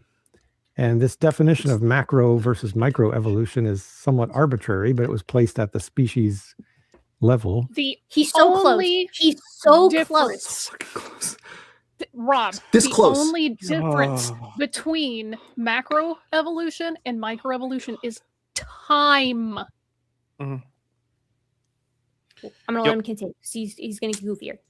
So when you have a new species, you cross that line. And I'm not here actually to try to litigate whether speciation occurs. I just find that as I dig into it, your model involves speciation, Rob. You think it has occurred. You showed us the tree, or the orchard, or the forest, or whatever the hell you're calling it. What do you think those branches were, Rob? Bro, Your branches on your model. What are they? I'm not here to litigate whether the sun rises. I'm not here to litigate whether that shit sets. Okay, like we could talk about that till the cows come home, but I don't care about that. For the argument's sake, let's just say the species form. As Dapper said, Rob, your model requires speciation. What are you talking about? Do you believe in separate species, separate creation? How big is the arc? We've got the dimensions, Rob. They're not going to fit. Oh, I've already solved that one. The arc is actually just a TARDIS. It's bigger on the inside. Don't even worry about it. It's a miracle. Of course. I mean, just go miracle. Yeah, it's just a go full pocket miracle. dimension. Yep. It's fine. Yeah. Just do that. Okay, I'm gonna let him keep Hyper on here arc. for another probably 5 or 6 seconds, maybe 10 seconds, because I think he says one more funny thing here. Innovation than you might think. Because if random mutations and natural selection have produced millions of species over time, you would think that long-term studies on evolution should show some impressive speciation and innovation associated with it. Hey, Dan, real quick, what's one of the characteristics for E. coli? I feel like it's an inability to metabolize citrate in aerobic that's environments. actually, Is that? yeah. So I just want to start this off. I don't like to throw my credentials around as like, but I want to preface this by saying, if you look at my diploma, one of the words on it is microbiology. So I just want to put that out there. A diagnostic criterion for E. coli is the inability to aerobically metabolize citrate. So like if you have a bacterial culture and you're like, is this E. coli? You go, I don't know. Let's put it in a solution with no food except citrate in the regular atmosphere with oxygen. If it can survive, then it's not E. coli. So according to that being because you can't do the normal biological species concept for bacteria because they don't, mate. So you can't use that definition. So there's other ways to do it. So according to that diagnostic criterion for E. coli, the CIT plus line is a new species. I concur. I mean, the thing is, they don't know about a species concept that isn't the biological species concept, right? So like they don't know how to apply it to asexually reproducing organisms anyways. But even under the asexual, or excuse me, even under the biological species concept definition, we've watched speciation happen. We've watched it happen in the lab. We've watched it happen in the wild. I mean, the fruit fly example is wonderful. My favorite examples are salamander ring species and Ensantina, I think is what they're called, right? Where the warblers over in Tibet that have that ring species where the proximal portion of the ring are reproductively able to exchange genes, like they do gene flow, and then the terminal ends all the way around whatever geographic barrier it is can no longer reproduce viable offspring with one another. But Rob, you believe all canids are related. So Vishanti, here comes your maned wolves. Maned wolves can't reproduce with wolves. Bush dogs can't reproduce with wolves. Foxes can't reproduce with wolves, which means if Canidae, the dog kind, is actually a thing, you need this, but fast. You need this real but fast. On hyper, super, mega fast forward. So why are you wondering whether or not speciation is a thing that can even happen when you need it more than we do? Yeah, and I want to... What do you I want to let with everyone know that when we say hyperfast, we don't mean that they have 4,000 years after the flood, because of this little thing called the ancient Egyptians. And one of the things that they were great at was depicting not just groups of animals like felines or whatever, but specific species that we can identify as currently existing species, which means that by the time Abraham gets to Egypt, which sure, it didn't happen, but according to them it did, and they have a rough timeline for that, which means that by that time, those species have to have diverged. And those are not species that are all just like basically branching where you can just like, well, yeah, they just diverged first. Don't worry about it. This is like deep into the weeds of phylogeny where it's like, oh, the specific kind of vulture, not vultures, this particular one or this particular hawk. Or we know that there's 2 species of elephant by now and that there's multiple species of big cat. Like that has to all happen by the time of the Old Kingdom. That's actually a great not point, millennia. Dapper. I forget about that, but that's an excellent point. Like these people kept records. They drew these guys. That was the one thing they loved to do was draw animals. We also have records of ancient Romans doing whaling in the Mediterranean and picking up identifiable modern species of cetacean. Oh no! So like, no, Pachycetus, yeah. my beloved. Sorry, couldn't have been on the Pachycetus didn't seem to exist in the ancient Roman Mediterranean. Sorry, guys. Rip. But see, by No then Basilosaurus. Jesus had turned off the hyper evolution. I'm sorry, the hyper Oh species. yeah, that's true. He turned that Yeah. spigot off. Erica, But I maybe want they were you to know hyper that I evolving pulled and inbreeding. my kazoo off of the little shelf on my desk, but Oh, I you can't gonna do Benny Hill decide for us? whether I want to play the Benny Hill theme or the Curb Your Enthusiasm theme because they're Oh, just I know. I know, it's so tempting. Wait, dealer's choice. because Rob right now is just a walking advertisement for r/self-aware wolves. I know. Are you guys ready for a little treat real quick from Rob? This is a jump scare you're not ready for. Okay. No. All right, ready. hold on. A little bit Let's of do it. entertainment. The point of this is that we have a acclaimed speciation event, which is one copy of DNA from the male, one copy of DNA from the female coming together to make a diploid, full life form. And it's a lot like if you were to make a new car by combining half of a Ford Explorer and half of a Lincoln Aviator, He's not which is doing it. based No. We got the Wow. car analogy. Let's go. Rob, God. cars aren't alive. Rob, cars don't reproduce. Rob, it is Donnie, not kind of like congratulations. mating cars. That's not like that at all, Rob. Tell you what, Rob, get any two cars to mate and produce a baby car that grows up into an adult car, and then come talk to me. And until then, just fuck right off. I thought you guys. I was listening to this today, and I was like, did he just? Oh no! Did he just say? Did he just say Ford Explorer? No. This is another confirmed prediction for me. This is I'm just amazing. glad.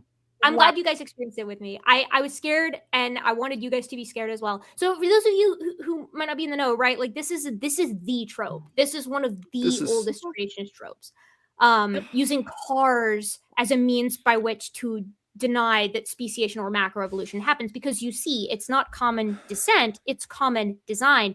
But here's the problem, Rob. The two things that you're saying, right, in this example, the Lincoln Aviator and the Ford Explorer, which are representing two birds, if memory serves here. He's talking about the Daphnia finches. Yeah. I think so. Hybrid finch, Yeah. And so those also, under this car example, would be different designs, right? Because they're modeled after cars. The Lincoln Aviator and the Ford Explorer have different designers, right? They're not actually related by common descent. So is he saying Thank you that these finches aren't related? Yeah, Is he saying that This is they're exactly not? where I was going with this. Good job arguing for polytheist creation, Rob, because these car company designers, they don't work for each other. They actually patent their designs so that other people can't replicate them. And I want to know who the El Elyon car designer is in this automotive divine council. Yeah, it's a classic. And just in case, for those of you who might not be in the know for this kind of thing, part of the reason why the common design argument doesn't work, and this is like a deep cut for Rob, because this goes all the way back to the bomb stuff from earlier last year, BAUM et al. From 2016, the statistical support for common ancestry looking at primates.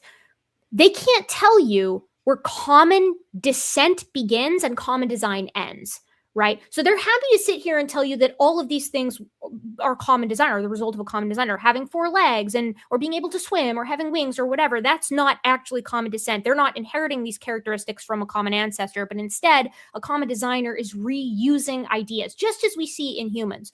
But they can't tell you where that stops, right? Did the designer step in and, to pull Vishanti's example again, create the maned wolf, or do the maned wolf and the gray wolf have a common ancestor? And this becomes a real shit show when you look at hominins, of course. Like primates make this a huge issue in general because of the Imago Dei stuff.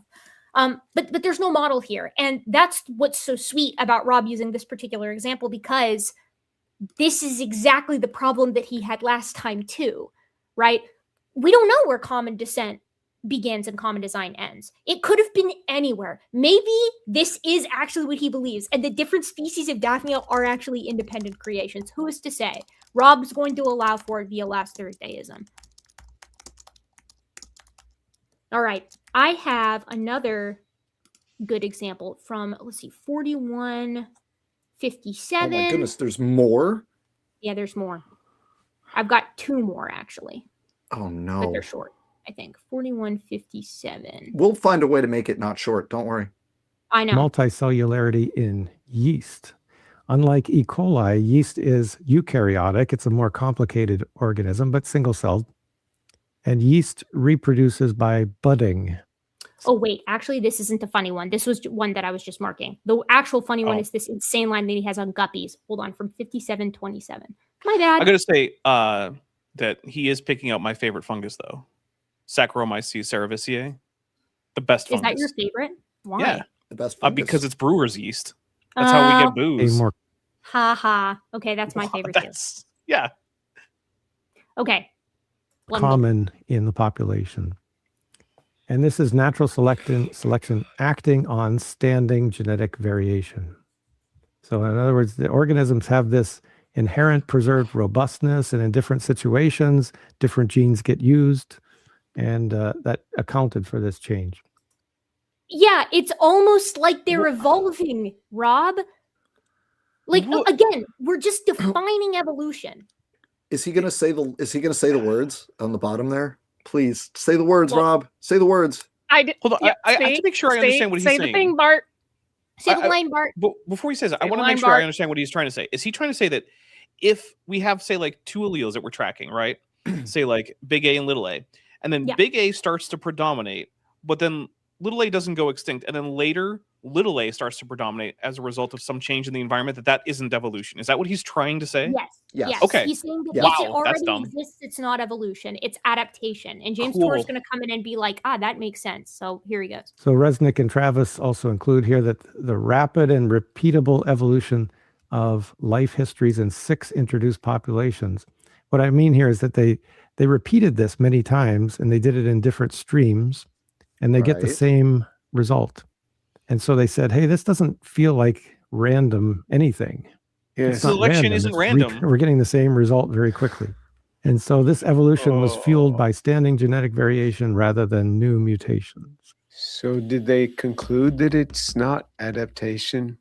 That it's adaptation and not evolution? Oh my God. Well, it's I think it's a situation where the term adaptation gets buried in the term evolution. So evolution gets credit for Oh my all of God. these things. So It's the same. It's just every single time.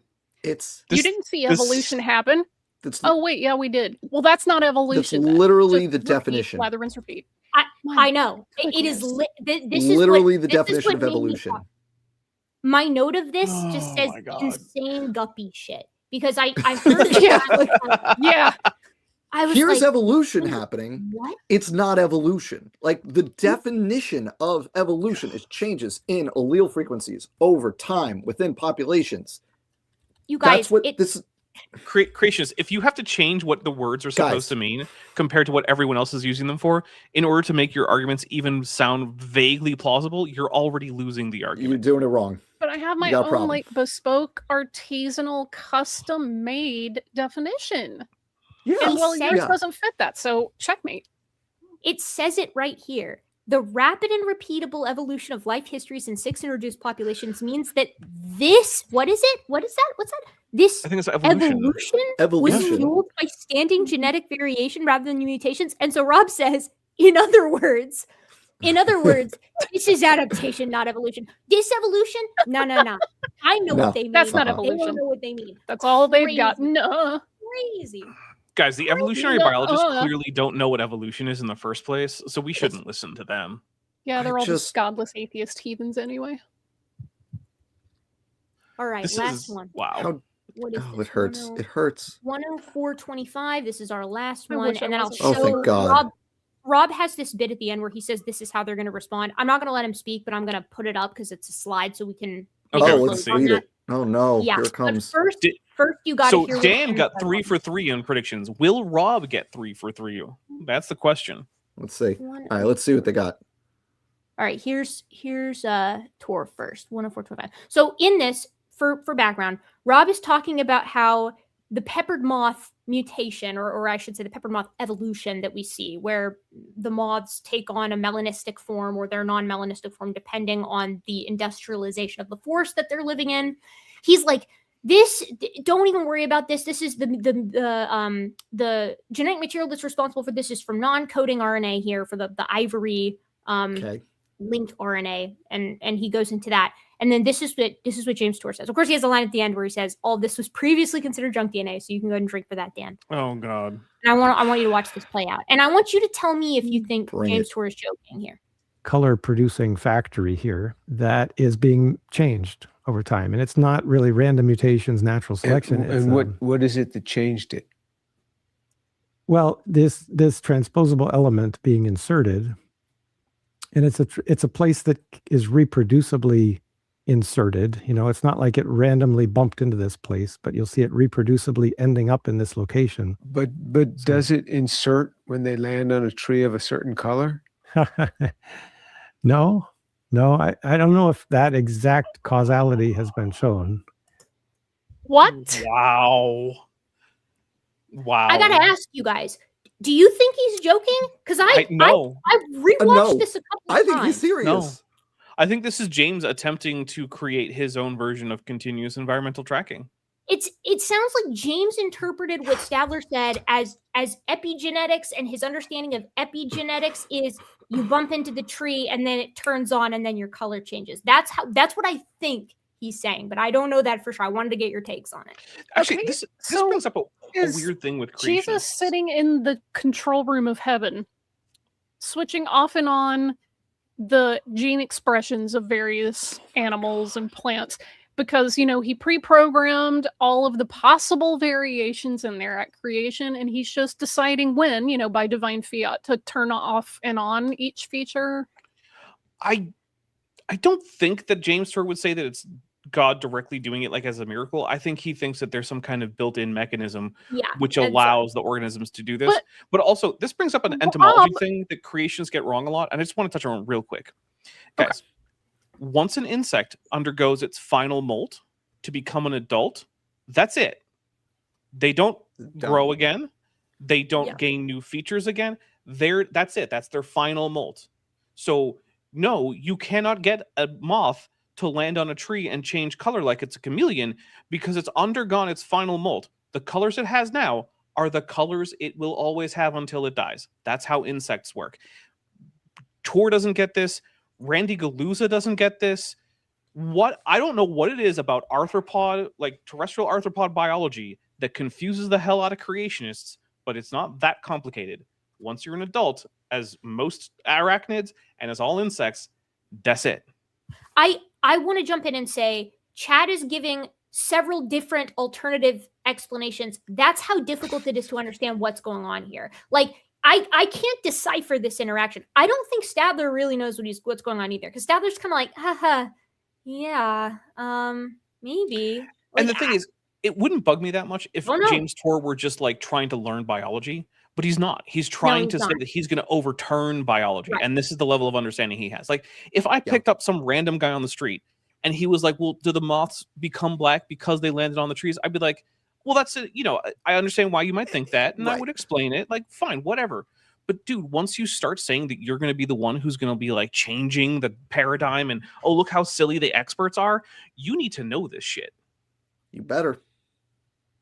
Mm-hmm. All right, let's see what his predictions are here at the end. I'm just going to put it on here. The expected rebuttal. 1, we're going to say the experiments need more time. 2, the experiments did not provide sufficient selective pressure. 3, the organisms are fully evolved. No more innovation is possible. It's already at its stage 3 evolution. It can't evolve. It's already a dragonite, guys. Yeah, it can't evolve anymore. Now, credit where credit is due. When he read this one, James Tor came in and was like, do people really say that? And then Rob's like, well, I mean, I'm just guessing at things people could say. Yeah, they could say it. No one will. James comes in and is like, that sounds kind of stupid. Why would anybody say that? Oh, God. Also, fully evolved. What does that even mean to be We have fully It evolved? just- There's they no think it's goal Pokemon. line. They Yeah. think it's Pokemon. Goodness. Look, I'm We have- already a Charmander. What else do you want from me? We have your definition of innovation is too demanding. We have you skipped over the best evidence. Okay, please show it to me. We have it's foolish to focus on experimental evolution when the fossil record and homology make common ancestry a proven fact. The I only don't thing that I don't think any of this was our summed critique. I would argue that No. your definition of innovation is too demanding isn't entirely wrong, because our question was like, I don't understand what your Patent. definition actually is in the first place, and the patent doesn't help. It's, So it's well, not that it's too demanding, That's it's not just too too demanding. That's vague. just wrong, though. Yeah. So that I'll say maybe he's like a third for 6. You give him a shard third of of a credit point? for number 4, and then Yeah. you skipped over the best evidence. Okay, please show it to me. Like, what does he want? What does he? Did he do the heron algae thing? Because that one's really good. Did he talk about No. lizards with placentas? Because that one's Nope. really good. But even so, He I don't didn't do care if he heron? skipped over the Wait, he No. didn't do heron at all? even though it was in the paper. Yeah, he didn't. No. So What he does, like I said, just a quick run through Dapper. He does Letsky, he does finches, he does yeast, he does fruit flies, he does the guppies, and he does the peppercorns. And those are the Yeah. those Wow. 6 that he does. here's Alright, what I'm I going to would give say him about partial best credit for number evidence. 5 then, because he should have talked about heron. Well, here's my thing on that one. It's just like I think the things that he did were fine, right? Those were sufficient evidence that if you didn't say, I don't know, either misunderstand or lie about them, you would come to the correct conclusion, which of course he didn't. So it's one of those things where it's like, even if it were better evidence, you wouldn't care, you wouldn't matter. You misrepresented the evidence that you did have. So why would I think that you need to provide? Why would I think it would matter if you looked at the better evidence? Because clearly you're not someone who's going to look at evidence and actually take on board the evidence. You're someone who's going to look at evidence and at best not understand what you're looking at because you're dumb. Oh, sorry, that's not fair. Because you're uninformed on the topic. Okay. Or you are informed on the topic and you're going to lie about it. So I don't care if you skipped over the best evidence, because it wouldn't have mattered if you had gone to the best evidence, because you'd still be wrong about it. So, as I said, I'm packaging this together in a video later, and I'm going to give some of my favorite examples then. But off the top of my head, I mentioned some examples of speciation earlier. I'd talk about the ice fish. I'd talk about tusklessness in elephants. I'd talk about pocket mice. I'd talk about the anoles. I would talk about the evolution that we see behaviorally in many different primate species, as well as conspicuous calls in these guys. There's a lot that you could go through. And I would also talk about a lot of the body plan evolution that we've induced in the lab. Ultrabithorax, yeah. Yeah, I'd talk about ultrabithorax. I'd talk about the Hawk's genes with the zebrafish. I'd talk about the induction of proto feathers from crocodilian scales. I mean, there's a lot of different stuff to talk about. And by the way, Rob, all of that gives us an opportunity to then make predictions about what we should find in the fossil record. And then we can sort of incorporate that into a prospective study, if you would. If you will. But anyways, that's all I've got. So I'm going to close him out here. I'm going to stop sharing. Thank God. Thank goodness it's That's over. Wow. That's one Wow. of 2. There's a second video that Rob has released since then on Oh. James Forrest's channel. I've not watched it yet, so I don't know what's in it because I wanted to watch this one first. But he said in this video that he promises he's going to dig into even more bad examples of evolution that are claimed to be evolution in the next one. So it's possible that he mentions it there. I just wanted to put that out there. Maybe we'll get together another time and dig into that. But I think that's enough for now. Are you guys okay if we finish up these super chats and then sort of sign Hit it. off? Sure. do Are we it. satisfied? Yeah. Okay. Palate Excellent. cleanser. Yeah, palette cleanser. Let me get to where we were. I'm sort of scrolling down. I can't wait. While you're looking, I just want to say I can't wait to find out what examples Rob pretends he's going to dig into in the next one. Because I'll send you the link and we can take a little peek. I would just say, Rob, we all know how this works, right? You're going to make a video, we're going to watch it, we're going to respond, we're going to have some laughs, then you're going to be like, oh, well, some evolutionists, and you're going to do your thing. And I just want to say this. I'll watch your second video. How much are you going to pay me to do it? Ooh. Because come on. Like, time is money. you're really gonna Time is make money. me. You're really gonna make me do it? Come on. Yeah. I want to say also thank you to everyone who has contributed to the fundraiser for Vishanti. So Happy to help. I think we increased the number of contributions by about 50%. I would have to like actually go back and look at the actual numbers, but it seems like it's about that. And we are actually now slightly over 100%. So thank you so much, everybody. Oh, nice. I love to gas up this audience. This audience rocks. Yeah. People are always happy to help, and we're happy to provide some entertainment in return as our meager. And also, check out compensation. Dan and Vishanti. They have links here in the description. Dan has some excellent content if you like any of the stuff that you're seeing here. And Vishanti, of course, she's not a huge amount on the channel, but she's a huge part of multiple YouTube channels in ways that you might not even realize. And so if you like a lot of this kind of stuff that we do, there's a fair chance that somewhere in the background or occasionally in the foreground, there's a Vishanti scurrying around helping out. I help run support on other channels, so it's really true. Necessary support, though. All right, we got a ton of super chats to get Let's through, do so it. we're gonna blast them. Let's go through 'em. Okay, we got from Sinedra 2143 for £5. Guts Given was my most channel last year, 270 times. That's more than I have videos, I believe. So thank you very much. I thought I'd spread the love a bit more. Thank you so much for your donation and for being here. I hope to be your most watched channel this year too. I'll bribe you. I'll pay you. From Lieutenant Matt Nav for $5. Obviously, plants, fungi, and corals belong to the same kind because they look the same and they don't move except for when they do. Obviously, I'm convinced. Same with Nidarians. We can throw them in as well because they're kind of they corals. Can corals are Nidarians. Or sorry, I meant Peripherans. Peripherans as well. Oh, right. Yes. Okay. Yeah. I goofed those.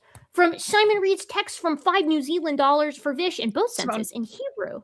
Wouldn't there be a more correct Hebrew abstract noun than baraminology? Wouldn't a more correct Hebrew abstract noun? note. That's funny. Thanks, Simone. That's just for Vish. For Kulo 7035 for $5. What about the irreducible complexity of the mechanism used in the chemical canon of the bombardier beetle? I am not a bombardier beetle person, so but I can go with this relatively quickly. So there is a group of beetles within the same family, Caribidae, that I would like you to look up, which is oogpisters, if I remember correctly, because I don't speak a whole lot of Danish or Afrikaans, but it means eye pisser because they squirt out non-volatile but still very irritating ejections from their abdomen that are very chemically similar to that of the bombardier beetle, but they lack some of the internal mechanisms that allow the bombardier beetle to shoot out nearly boiling chemicals, and they aim it at the eyes of predators. And so there you have a actual transitional form that's still alive of a beetle that uses similar but less extreme chemical defenses. And basically the only difference that you need to go from that to the actual bombardier beetle is a bit more of a robust sphincter to keep the chemicals contained, and then an enzyme that catalyzes the reaction between the various chemicals, because those chemicals don't actually just explode on their own. You actually have to catalyze that reaction, because if you just put them in a chamber, they just kind of slowly turn brown. That's it. Dapper, it kind of sounds like no new information needed. Shoot. Dang it, look at that. Someone call Kent Hovind on his little Dr. Dino line and tell him that fire-breathing dragons from the Bible just peed in their enemies' eyes. Yeah, he's gonna love that. From Templar Warden for $2 New Zealand, 2 sides. Only one is according to science. Guts a given. Easy. Exactly. Mm-hmm. Yeah, but have you considered? I don't think so. I think I'm right. Seems inconvenient. It came to me in a dream. Lieutenant Matt Nav for $5. Surprisingly, academics don't revere academic fraud. Yeah, it's crazy how that works. Oh, it's weird. Huh. Is that why Raw Matt hasn't made splashes in the scientific community? Oh, the illustrious Raw Matt with his incredible patriarchal drive and the antediluvian patriarchs, or whatever the hell he was talking about. The ordained Essene. Mm-hmm. From Cheetah X for €10. If I understand the paper correctly, Palm et al. 2016 does show a full tree rather than a cropped forest of life. Please confirm or correct me. Oh, Dan, would you like to confirm or correct? I'm going to confirm a bomb does, in fact, show that it is a single universal common ancestor for all cellular life. Yes. And hey, How shocking. Unless they had a really good roulette swing and we draw the same atom twice. Same atom twice out of all the atoms in the universe. Or God made it look that way.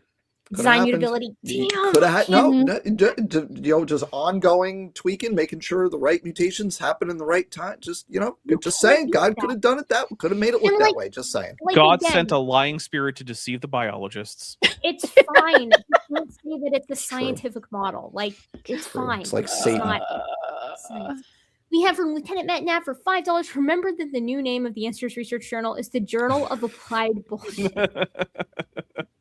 Ken wouldn't like that. You're hurting his feelings. From Farron Salas for $20. Do we know how cordyceps, the killer fungi, evolved mechanisms to alter host behavior, like in ants, for instance, and what those evolutionary pressures might have been? I do. Demons. Vishanti, tell us. Oh, Wow. demons. Yeah, damn, that's an easy one. So my understanding of a lot of parasitic behavior is that it's actually like a pretty easy response stimulus sort of arms race that goes on with these guys, where the behavioral alterations that are induced by these fungi are kind of common just by virtue of what they are. Now the specifics would take fine-tuning, if you will, over time by natural selection, but it seems like a quite easy boon that if your host crawls to the top of a piece of grass and is eaten by your secondary host, you are going to very quickly pass that on to the next generation. Those are the snails, though. Those are the fungus are the ones that make the ant do the underside of the leaves and then drop the spores where the other ants walk. Oh, you're right. Okay, don't listen to me. Yeah, you're thinking the worms that do the snail thing. It's both. But here's the thing. Either way, what it is, yeah. It's the parasite gets into the messes with the central nervous system. So it's necessarily the parasitic infection is going to affect behavior. So now it's just a question of how does it affect the behavior? Now it's a phenotype and there's variation. You just select for the behavior that's the most useful in transmission. And in both cases, it's a reproductive pressure. Like you need to get 2 new hosts. Right. Well, either it's the spores or the bird eating you. Yeah. And either way, there would be a myriad of different behavioral responses, right? But it's going to be a massive directional selection the second that variant shows up. As soon as you find the good one, that's what is going to take over. Yeah.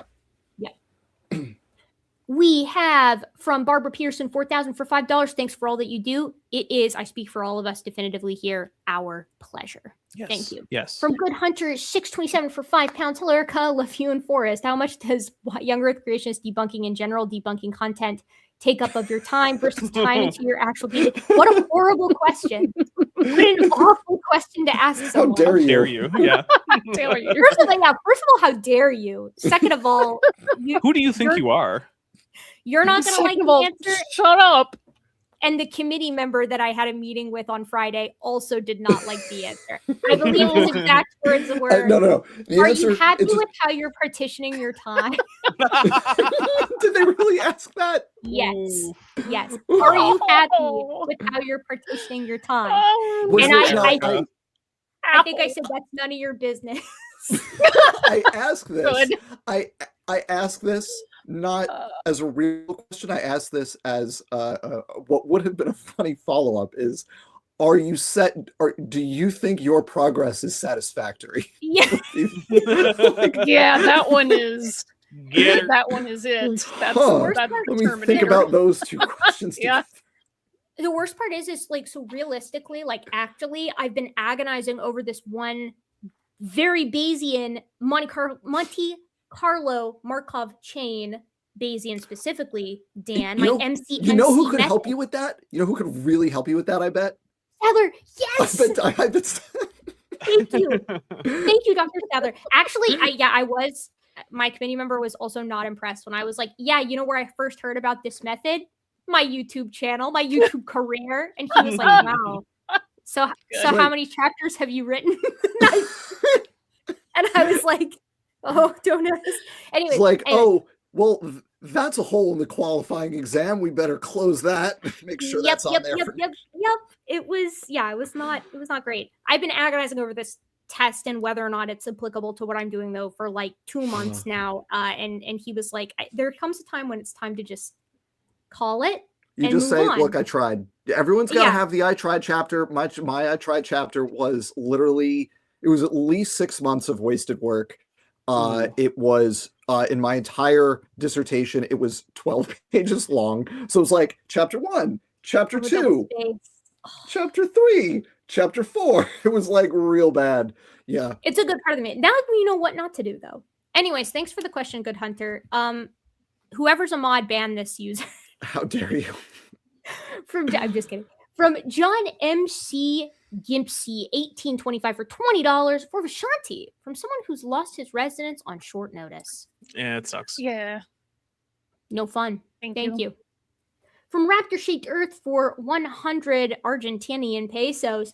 Cars don't evolve because they don't reproduce. Scripts do evolve because they do reproduce. My evidence is that Arabic cough. Yep. Is present with a little cough. That's dapper. That's dapper bait. To explain this is bait. I know. It is. We're going to be here for an hour while Dapper now teaches us all Arabic because of this one. I'm going to refrain because I don't have time. Hey, you said it. You gave us permission. Skipped from Almost Susan for $5. Can't stay long, but here's a little something for Vishanti's tip jar. Thank you very much. From Anton Dovi Datus, 22.61 for $2. All apologists bear false witness. When you're a young Earth creationist working for an organization, unfortunately, yeah. From OE Lawrence, and my experience at least, for $4.99, Rob is claiming that a non-hierarchical relationship would disprove creationism. Either that, or he doesn't understand evidence. It's a little column A, a little column B. But take your pick. Pick your poison, folks. Dealer's choice. From Traster 317 for $9.99, creationists always point to human design things as a point of comparison, but also insist that God wouldn't work in the way human designer would when it's convenient. That is every time. It's true. How do you know how God would do it? Now, let me explain to you because why if God was benevolent, I wouldn't have sprained my ankle the other day. All right? Because it would work better. Bad version of the fibula. From Pataplan, we got for 1414, Erica's heavenly demeanor is proof positive of biblical creation, QED, evolutionist scum. My heavenly demeanor. Nice. I know that you're not a real biblical creationist because no one would ever say that I'm heavenly. They would say I'm a duplicitous femoid. Mm-hmm. So you're who just wants to sin. Who just wants to sin. Just wants to sin. Be in my evil proclivities. From Jason Kukulo, I always say that. I always walk my way through your name. 7035 for $5. The Higgs boson particle interacts with other particles in an algorithm. I guess that's what they're trying to say. So that the universe thinks, but why can't God create an evolutionary universe? Brother, because that's not sellable to the culture war. Yeah. Plus, it's hard to get that out of a literal interpretation of your cherry-picked versions of Genesis 1 through 3. That's why. If that's what you were raised on. Yeah. From Raptor-Shaped Earth for 100 Argentinian pesos. Guys, you're giving lovely responses, but you don't seem to consider that science is a liar sometimes. That's true. I heard that Galileo. Yeah, he made everyone look like a bitch. I heard it. I heard Max the same. said it. Yeah. Max said it. It's true. From Traster 317 for $9.99, has any creationist ever explained why God used different wing designs for birds and bats? Surely, if he were reusing designs for animals, that would be an obvious one. Because he's creative like us, dummy. Because shut up. That's why. They very rarely even touch on that. And yeah, it usually just comes down to well, God has creative freedom. Okay, so there's just no version where different design implies different designers, but common design definitely implies common designer. Cool for being unfalsifiable. It always is. From Real Richie Strada for $9.99. Thank you, Erica, for making evolution fun. It's my pleasure. I'm loving your Teaching Will Duffy series. It's been a blast so far. Keep up the good work. I'm smoking a fat joint for all my gentle, of course, very modern apes. Nice. Jealous. Got a fed hog over there. Nice. From Raptor-Shaped Earth for 100 Argentinian pesos. Similar design implies the same creator. Different design implies different creators. Vishanti, this was your thing exactly. Yep. We got from Lieutenant Matt Nav $5. Young Earth Creationism. Step out of Neoplatonism challenge level impossible. Yeah. I like to talk about that every once in a while. Yeah, guys, organisms don't follow ideal patterns that you recognize via their participation. I'm sorry, that just isn't how it works. It's all right, guys, we finally did it. We finished evolution. We made it. God, I hate when I fill out my Pokédex and there's nothing left to do. Raptor-shaped Earth for 100 Argentinian pesos. Carbon is bi. Hydrogen is obviously straight. Helium is hella gay. Bismuth is, strangely enough, pan. I mean, it's got a beautiful rainbow color, so... Yeah, this all checks out, and I'm sure that you should send that to Terrence Howard so that he can confirm all these things. Also, ask a geologist. I'm sure a geologist would love to be like, the sexualities of the periodic table. I mean, Northwest in the chat earlier said bismuth must be asexual because it melts at the temperature of human touch. Okay. Oh. That was good. From Lieutenant Net for $5, I am not going to relitigate whether a sunrise has ever been observed. I don't know if you're quoting me or if we just have the same idea, but from Templar Warden for $2 New Zealand, is he reinventing Species 50? We don't know, and he won't He's tell us. curious. He's definitely curious. He's thinking about it. He's just asking questions again. I'm not like I want to litigate it. Yeah, he didn't want to litigate it. We don't have time for that today. From Lieutenant Net for $5, I think these guys could patent a better idiot, or at least a better liar, or somebody who like just reads the papers that they're going to talk about. That's what I would truly. I'd be happy with that, or the glossary. Like, can we do that? And maybe? Also, guys, stop saying that things are hidden when stop saying data is hidden specifically when it's in the paper. That's not hiding the data. Don't tell me the data is hidden in the supplement. It is. I was going to say they hid it in the supplement. Hidden data in the supplemental. It's like hiding the pancakes at the Waffle House. It's like that's just not how it works. They hid right it there. From Doth Force 197 for $5 Australian. Mr. Dapper Saurus, is that the Imperial Aquila in the background? It is. Yep. I have a number of nerdy things scattered across my set. What? Dapper's a nerd? Yeah. Get out. Turns out, yeah. I have let's see, on screen here, there's the Dark Crystal chamber as the floor and the floating crystal. I've got a Godzilla. Actually, that's part of the poster for Godzilla, Mothra, King Ghidorah, Giant Monsters, All Out Attack, which is one of the longest names of any movie ever. I've got a Next Generation Replicator. Yeah, there's a lot of nerdy stuff in there. Thanks, Force, for asking that question. Dapper was pleased to answer it. From the Screen Geek 8915 for €5. Me looking forward to the stream for days. Also me realizing it starts at 3 a.m. CET. Good morning from Europe, my friends. Thank you for being here. Sorry about that. You're in luck. It's going to end in time for your work day. Yes, it will. From Treester317, if God is tinkering to make the Linsky experiment look like evolution is going on, maybe he's trying to tell you something, Rob. Now he could have done it. He just did it that way. From Raptor Shaped Earth for 100 Argentinian pesos. E. coli, you're not thinking creatively. Don't hug Rob Stadler. He's scared. From Tracer317 for $5, Dan, this might have been the single greatest and most justified rant I've ever heard. I'm genuinely awed. Excellently done. Dan charged up for it, too. He started, and then he backed off, and he waited for everybody to settle, and then he was like... Yeah. He was charging his power. You gotta let it, Quiet fives, a 10 is speaking.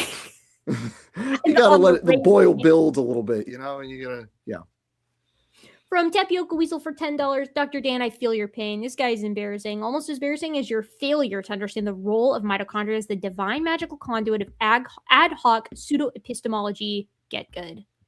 I fear he's... you know that scene in Robin Hood, Men in Tights, where they're walking out of the castle and the priest is there and everyone's going, Moro Abbott, Moro Abbott, Moro. And then there's the, hey, Abbott! He goes, I hate that guy. That's how I feel right now. Yeah. Thank you, Dr. Tapioca Weasel. Friendly Plastic Mouse for $20. Where does one get the extra brain power to be as entertaining, intelligent, and quick-witted as y'all? Can it be downloaded, or is it impossible for a mouse to learn such things? It's more of a curse, I think, because this doesn't turn off. We're like this all the time. Friends and family are afraid, been institutionalized each 20 times. It bears a lot. This is a good outlet, though. This is a good outlet so that we do it into the void and not to our families. Yeah. All of us are also in various group and one-on-one DM chats where, like, you guys do not realize the degree to which you see a tiny fraction of this. Someone will ruin somebody's day just by being like, did you see what so-and-so just published or posted? And then we rage about it for days. You know what? But if someone's like, hey, this organization just wrote an article about you, it makes that person's day. And that's happened to all of us at various times. And that will make your day. That we've got Dan, what did you say that you were like another one for me? Like we're keeping I got another one. I got another points on the board because McClatchy at Discovery Institute wrote an article about one of my recent videos. So like I got points on the board. Come on, rest of the science friends, get going. I know. I'm behind though. Excuse me, I'm behind. Well, I have a lot of friends at Discovery Institute apparently. So I have is that how you phrase it? If you count Discovery Institute, I've got a lot. If you take them out of the running, then I'm, in the middle of the pack. But honestly, I don't know though, Dan. If I can count Casey Luskin vague posting, then I have like 12 articles. That's true. That's true. But I don't think I can. I don't think those count. You have to be named. Does it have to? Do you have to be named? Yeah. You do. Wait, does it count if the name is later retracted? Because that's happened to me at least a couple times. That counted. That was an attempted doxing, though. That still counts. Yeah. Okay. Okay. Well, there was also the time that Gunter Beckley, rest in piss, mentioned me, but then later he took me and most of the other names out because apparently it was bad form or something. I don't know. Yeah, it was bad form, but like whatever. Yeah. From Treester317 for $10, Creationists slowly reversed their position on speciation once, and it genuinely feels like in recent times they've been reversing in the other direction. They're getting more wrong again. That's just ICR, honestly. But also maybe Rob Stadler. I think a lot of creationists are doing this built-in adaptability thing that is CET without using the name. I think they're actually more there are more using that argument that are willing to use the term CET, but it's the same argument basically. This is what I want to say to creationists. This is what I want to say to any creationist who thinks that CET is a good idea, right? Tell me how to differentiate continuous environmental tracking on the one hand from phenotypic plasticity and epigenetics, which are part of our understanding of evolution on the other hand. Because so far, I have not been able to figure out how that is different. And if all you're saying with continuous environmental tracking is, well, sometimes epigenetics and other times phenotypic plasticity, guess what? That's not an alternate model to evolution. That's part of the model of evolution. You haven't done anything. From Nuzzy D for $1.99. I know evolution is real, but I don't like it. And it's that kind of but. The kind that you have and poot out of. From Vandalia 1998 for $1.99. So monophyletic clades don't work with bacteria. They do.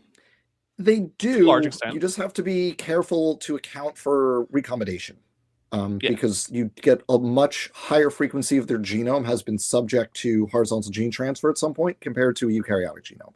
So you can follow, for example, the ribosomal DNA and you get a nice, tree. And you get a clade. It's a monophyletic. It all works. But if you survey other parts of the genome, you get a lot of the back and forth because of all the horizontal gene transfer. And it still forms a clade that goes back to a common ancestor, but it confounds what the lineages are. You really have to consider each part of the genome as its own entity. We have from Hawks X for 10. What is that, Dapper? $. Oh, I think that's Brazilian reals, but I'm not positive. Brazilian reals. Creationists try to bring science down to the level of belief. It's funny that they don't see that science is just as unreliable as belief. Sounds like belief is shit, and we need science to be shit too. Yeah. Mm-hmm. Yep. It's just trying to bring science down to their level. Yeah. Mm-hmm. Well, because if they're on the same level, then they can both be taught in schools. From Mr. Verzuki for $5, All hail the gibbon. That's me. My fellow apes, praise the prophet and bow down. Hi, Erica, you should call up Professor Dave Forrest or Aaron Robb, please. I talk to those guys all the time. This network is huge. All of us have a number to all of them. So you guys don't even know. They call us sometimes. Sometimes. That's actually true. Sometimes we get calls from them too, okay? It's not a one-way street. I think I got a text message from Forrest during this stream, so take it easy. It is actually kind of amusing when people don't realize the degree to which there's communication in the background that never goes public, but it's just ubiquitous. There's the science communication network is huge, and there was a time when we were the bottom tier. I think we're not the bottom tier anymore. We're one tier up. One tier up from the bottom now. One tier up from the bottom. Let's go. Started from the bottom. Now we're here. One tier up from the bottom.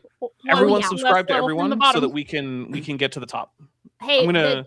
a rising tide lifts all boats. We It's gotta true. get past Neil deGrasse Tyson. That's our From goal. Steven Clinard for $5, auto fallacious arguments for the win.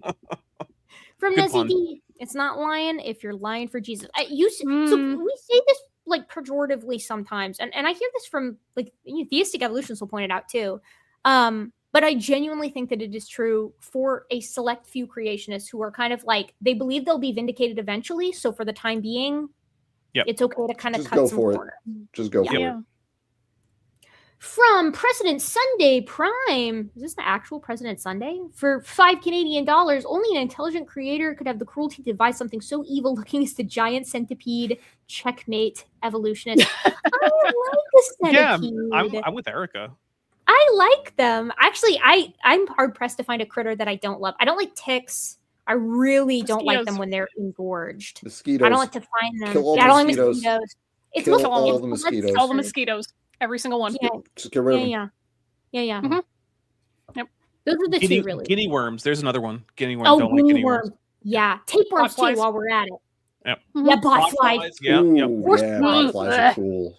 I once had Mine a is- roommate speculate that a dog here had a No, had a no, botfly, and I was just like, yeah, they've been extinct in North America, but I don't think I need to explain that. We'll just go to Nope, the vet, please and the don't. vet will explain Mm-mm. it. Don't worry about it. I just wouldn't even want to risk it. Like I want nothing to do with even the possibility. I actually had a friend who got a botfly while researching Yikes. marmosets and tamarins, and I think she was in Hmm. Peru.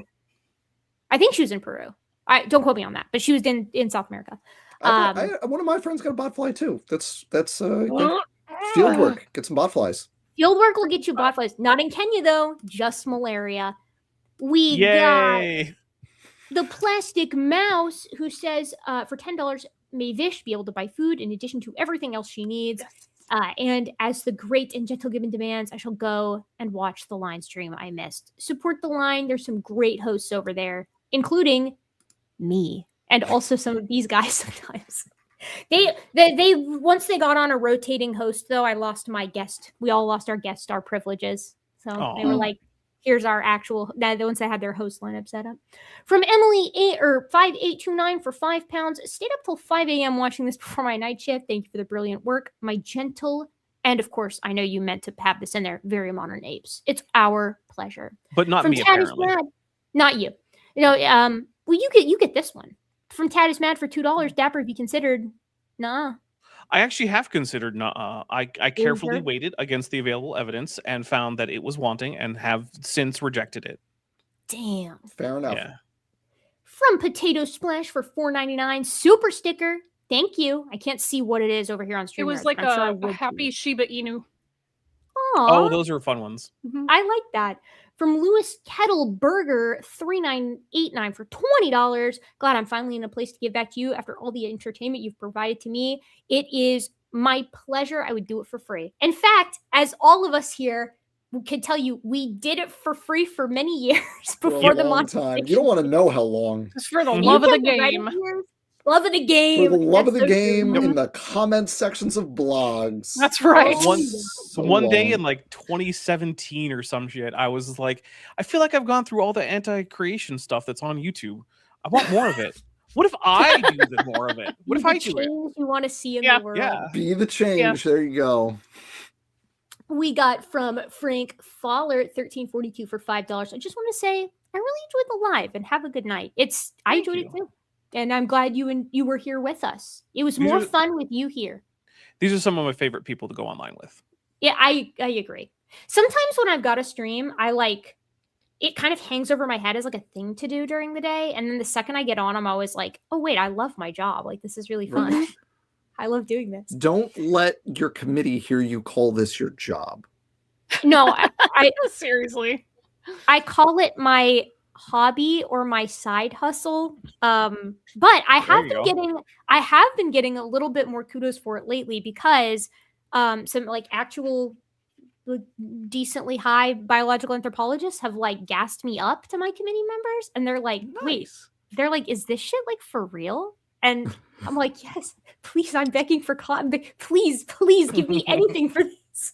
Anything you do. I'm joking. Any compliments at all. I actually, after my meeting with my committee member on Friday, when I was talking to my mom, I was like, yeah, I was like riding high, I was on cloud 9. And she was like, wow, well, like, what'd he say? Like, why are you in such a good mood? And I was like, honestly, he looked at my code and he looked at my methods and he was like, this makes sense to me. And I was like, that's as close as you can get to a really good job from that particular member. So I was like, that was. And at that moment, you should just be like, please sign this paper. Yeah, just I was please like, sign this paper right now. Unrelated. I'm definitely not going to use this later, but just in case. Unrelated. Here's a piece of paper where you can't see anything except the part where I need you to sign it. Could you just sign this line right here? I just really want your autograph. I love your publication so much. Just go to your committee getting autographs. From R. Dodger for 1999, I've wondered this for a while, and I'd love an expert monkeyologist's opinion. That's me. Do you find an explanation of the Rama building? Do you find the explanation of the Rama building of the land bridge between Sri Lanka and India with his army of talking monkeys is highly probable? Yeah, virtually guaranteed. Why not? For sure. Oh. Yeah, absolutely happened. 100%. I don't know what that is. Sounds legit to me. From Off-Brand Toby for $9.99. Nothing. Thank you, Off-Brand Toby. Very kind of you. From Todd is mad for $2. Tell us what kind of snake you have to fight, Erica. Ooh. What kind of snake I have to fight? Relevant link in the chat, folks. If you don't know what that is, link is in the chat. Erica, you know what that is, right? I thought it depended on how well you did and how well your committee liked you. Wait, what are we talking about? Okay, folks. Link is in the chat.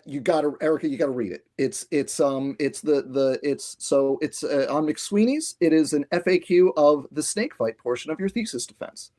Yeah. Oh, yeah. Probably an ass. Does everyone fight this? Does everyone fight the same snake? No, you will fight one of the many snakes that are kept on campus by the facilities department, right? Yeah. You go through. Yeah. Are the snakes big? We have lots of different snakes. The quality of your work determines which snake you will fight. The better your thesis is, the smaller the snake will be. That sounds right. That sounds right. And I know that if that were to happen and I was like, where did this come from? I didn't know this was going to happen. They'd be like, you didn't read the graduate handbook? And I'd be like, no one reads the graduate handbook. I didn't read that. Does my thesis advisor pick the snake? No, your advisor just tells the guy who picks the snakes how good your thesis was. Okay, right. Right.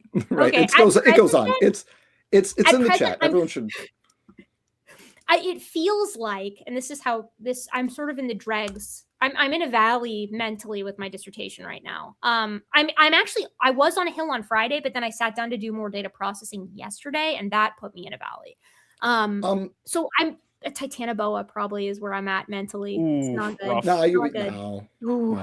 Anyway, I put the link. I also put the link in the private chat of StreamYard, so you have it. But everyone should click that and enjoy the snake fight portion of your thesis defense. Also, folks, it's almost 1 a.m. I need to go to bed soon. Yeah, we're almost done. We've got 3 more. Oh, thank goodness. We have from Good Hunter 627 for 12 pounds. Sorry if the question came across wrong. I don't think it did. Was just curious about the work that goes into each thing. The sessions with Will, I presume.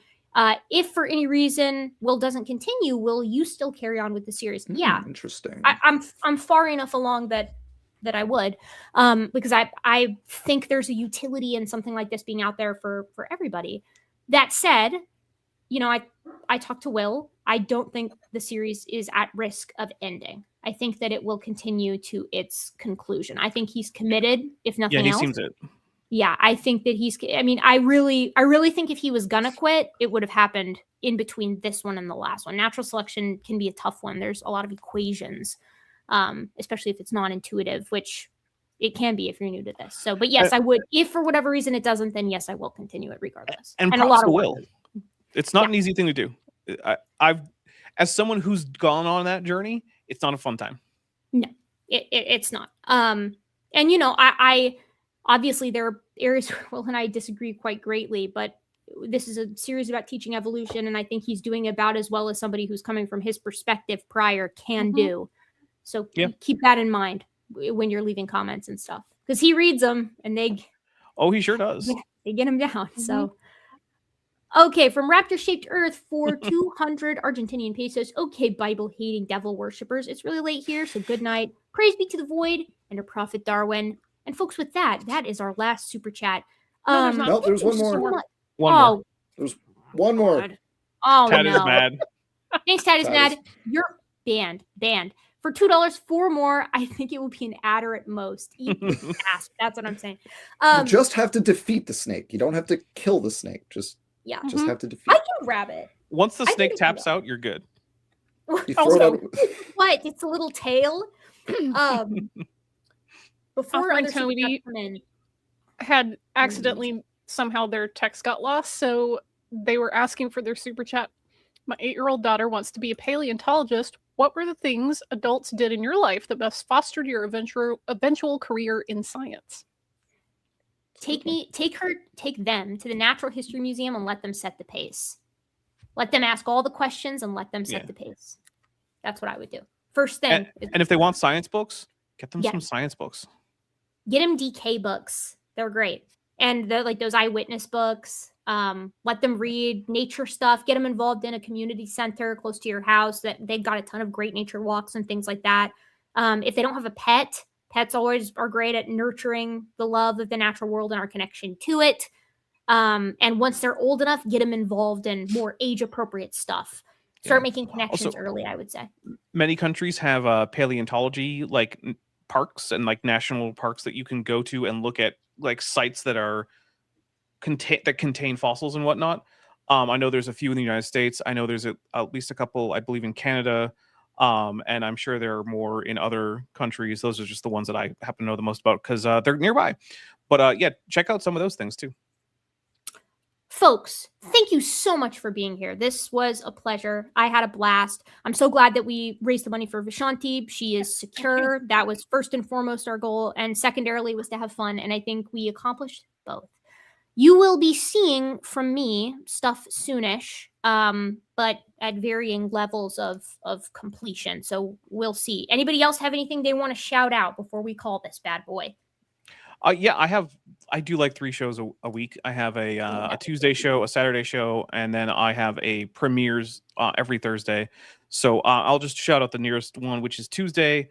So Tuesday at 6 p.m. Pacific, which is 9 p.m. Eastern. I'm gonna be hanging out with another one of my friends, Chesh, and we're gonna be talking about a French-Canadian creationist called Lawrence Tisdall, and we're gonna see if his balls reappear because first they appeared, then he lost them.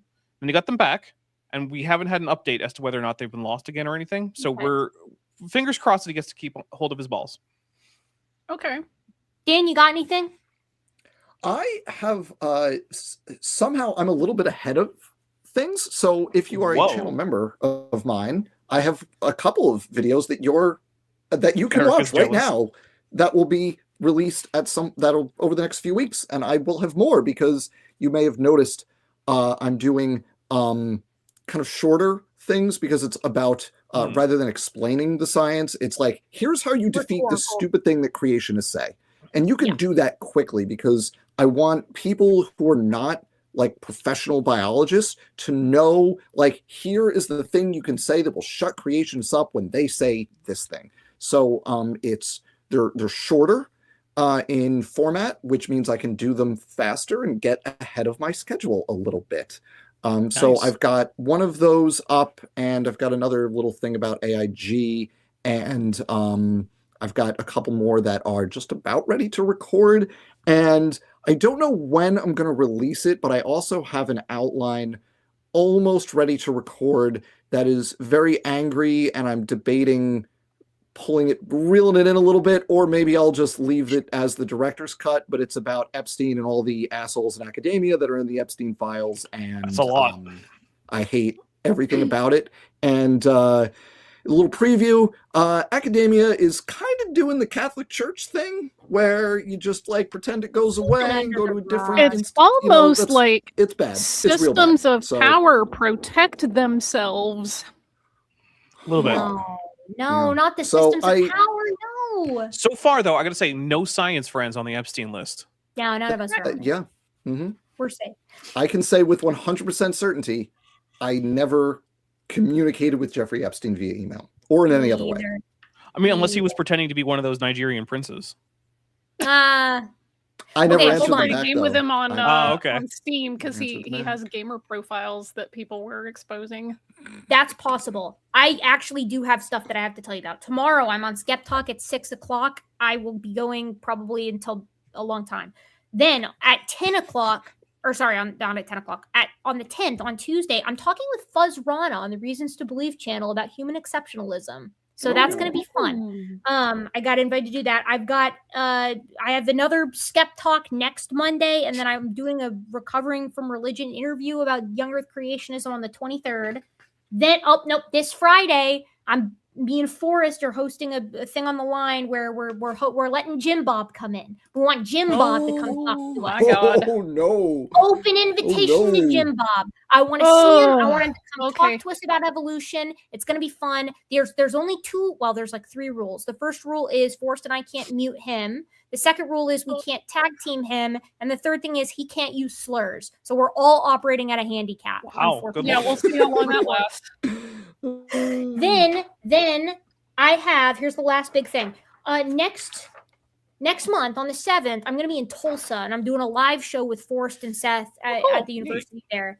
And it's like, Nice. we're like talking about stuff. So if you want to come see me live, if you want me to sign something, I love signing bones. I love signing natural artifacts. I love signing shirts. I will not sign your body, but I will sign those other things. I'll sign it if it's not attached to you anymore. So like if you lost your hand and you want me to sign a taxidermy, I'll do that, but not anything else. There Hey, is one Erica. thing that we've all forgotten. The thing we've all forgotten is that on the 21st at 9 p.m. Eastern, 6 p.m. Pacific, the 3 of us, not Vishanti, as well as Jordan from Reason to Doubt, are reconvening to give out the Cambrian Bunny Awards for 2025, Yay! which is, of course, can't wait. our award show for creationists, where we have categories such as Worst Behaved Creationist of 2025. Let's see, Worst Use of the English Language by a Creationist in 2025. Worst Argument by a Creationist of 2025. And also, just to be nice, Best Overall. So if you want to see that, it'll be on my channel. As we said, it's going to be me, Erica, Dan, and Jordan, who is not here tonight, but who is a big part of the Science Friends, and who is also over on my second channel, where he plays our XO on my Star Trek game. Because in case you didn't get it by my set, I'm a gigantic nerd. He's a As nerd. we Okay, established. quick deal. Good As am God, I. you're still live. Not for long. $2 Not for long. from Not for long. Cool Yeah, we're out of here. Thank you very much. And last one, Big Dyslexic Energy for $4.99. Thank you for entertaining me while I reorganize the treats in my dog grooming room. Folks, thank you so much for being here. I wish we went live more often, but usually I do it for emergencies like this or raising money for something else or because I'm obligated to do it elsewhere. But thank you for being here, and we'll see you real soon next time. Bye-bye. Bye. We're ending the stream. Keep waving.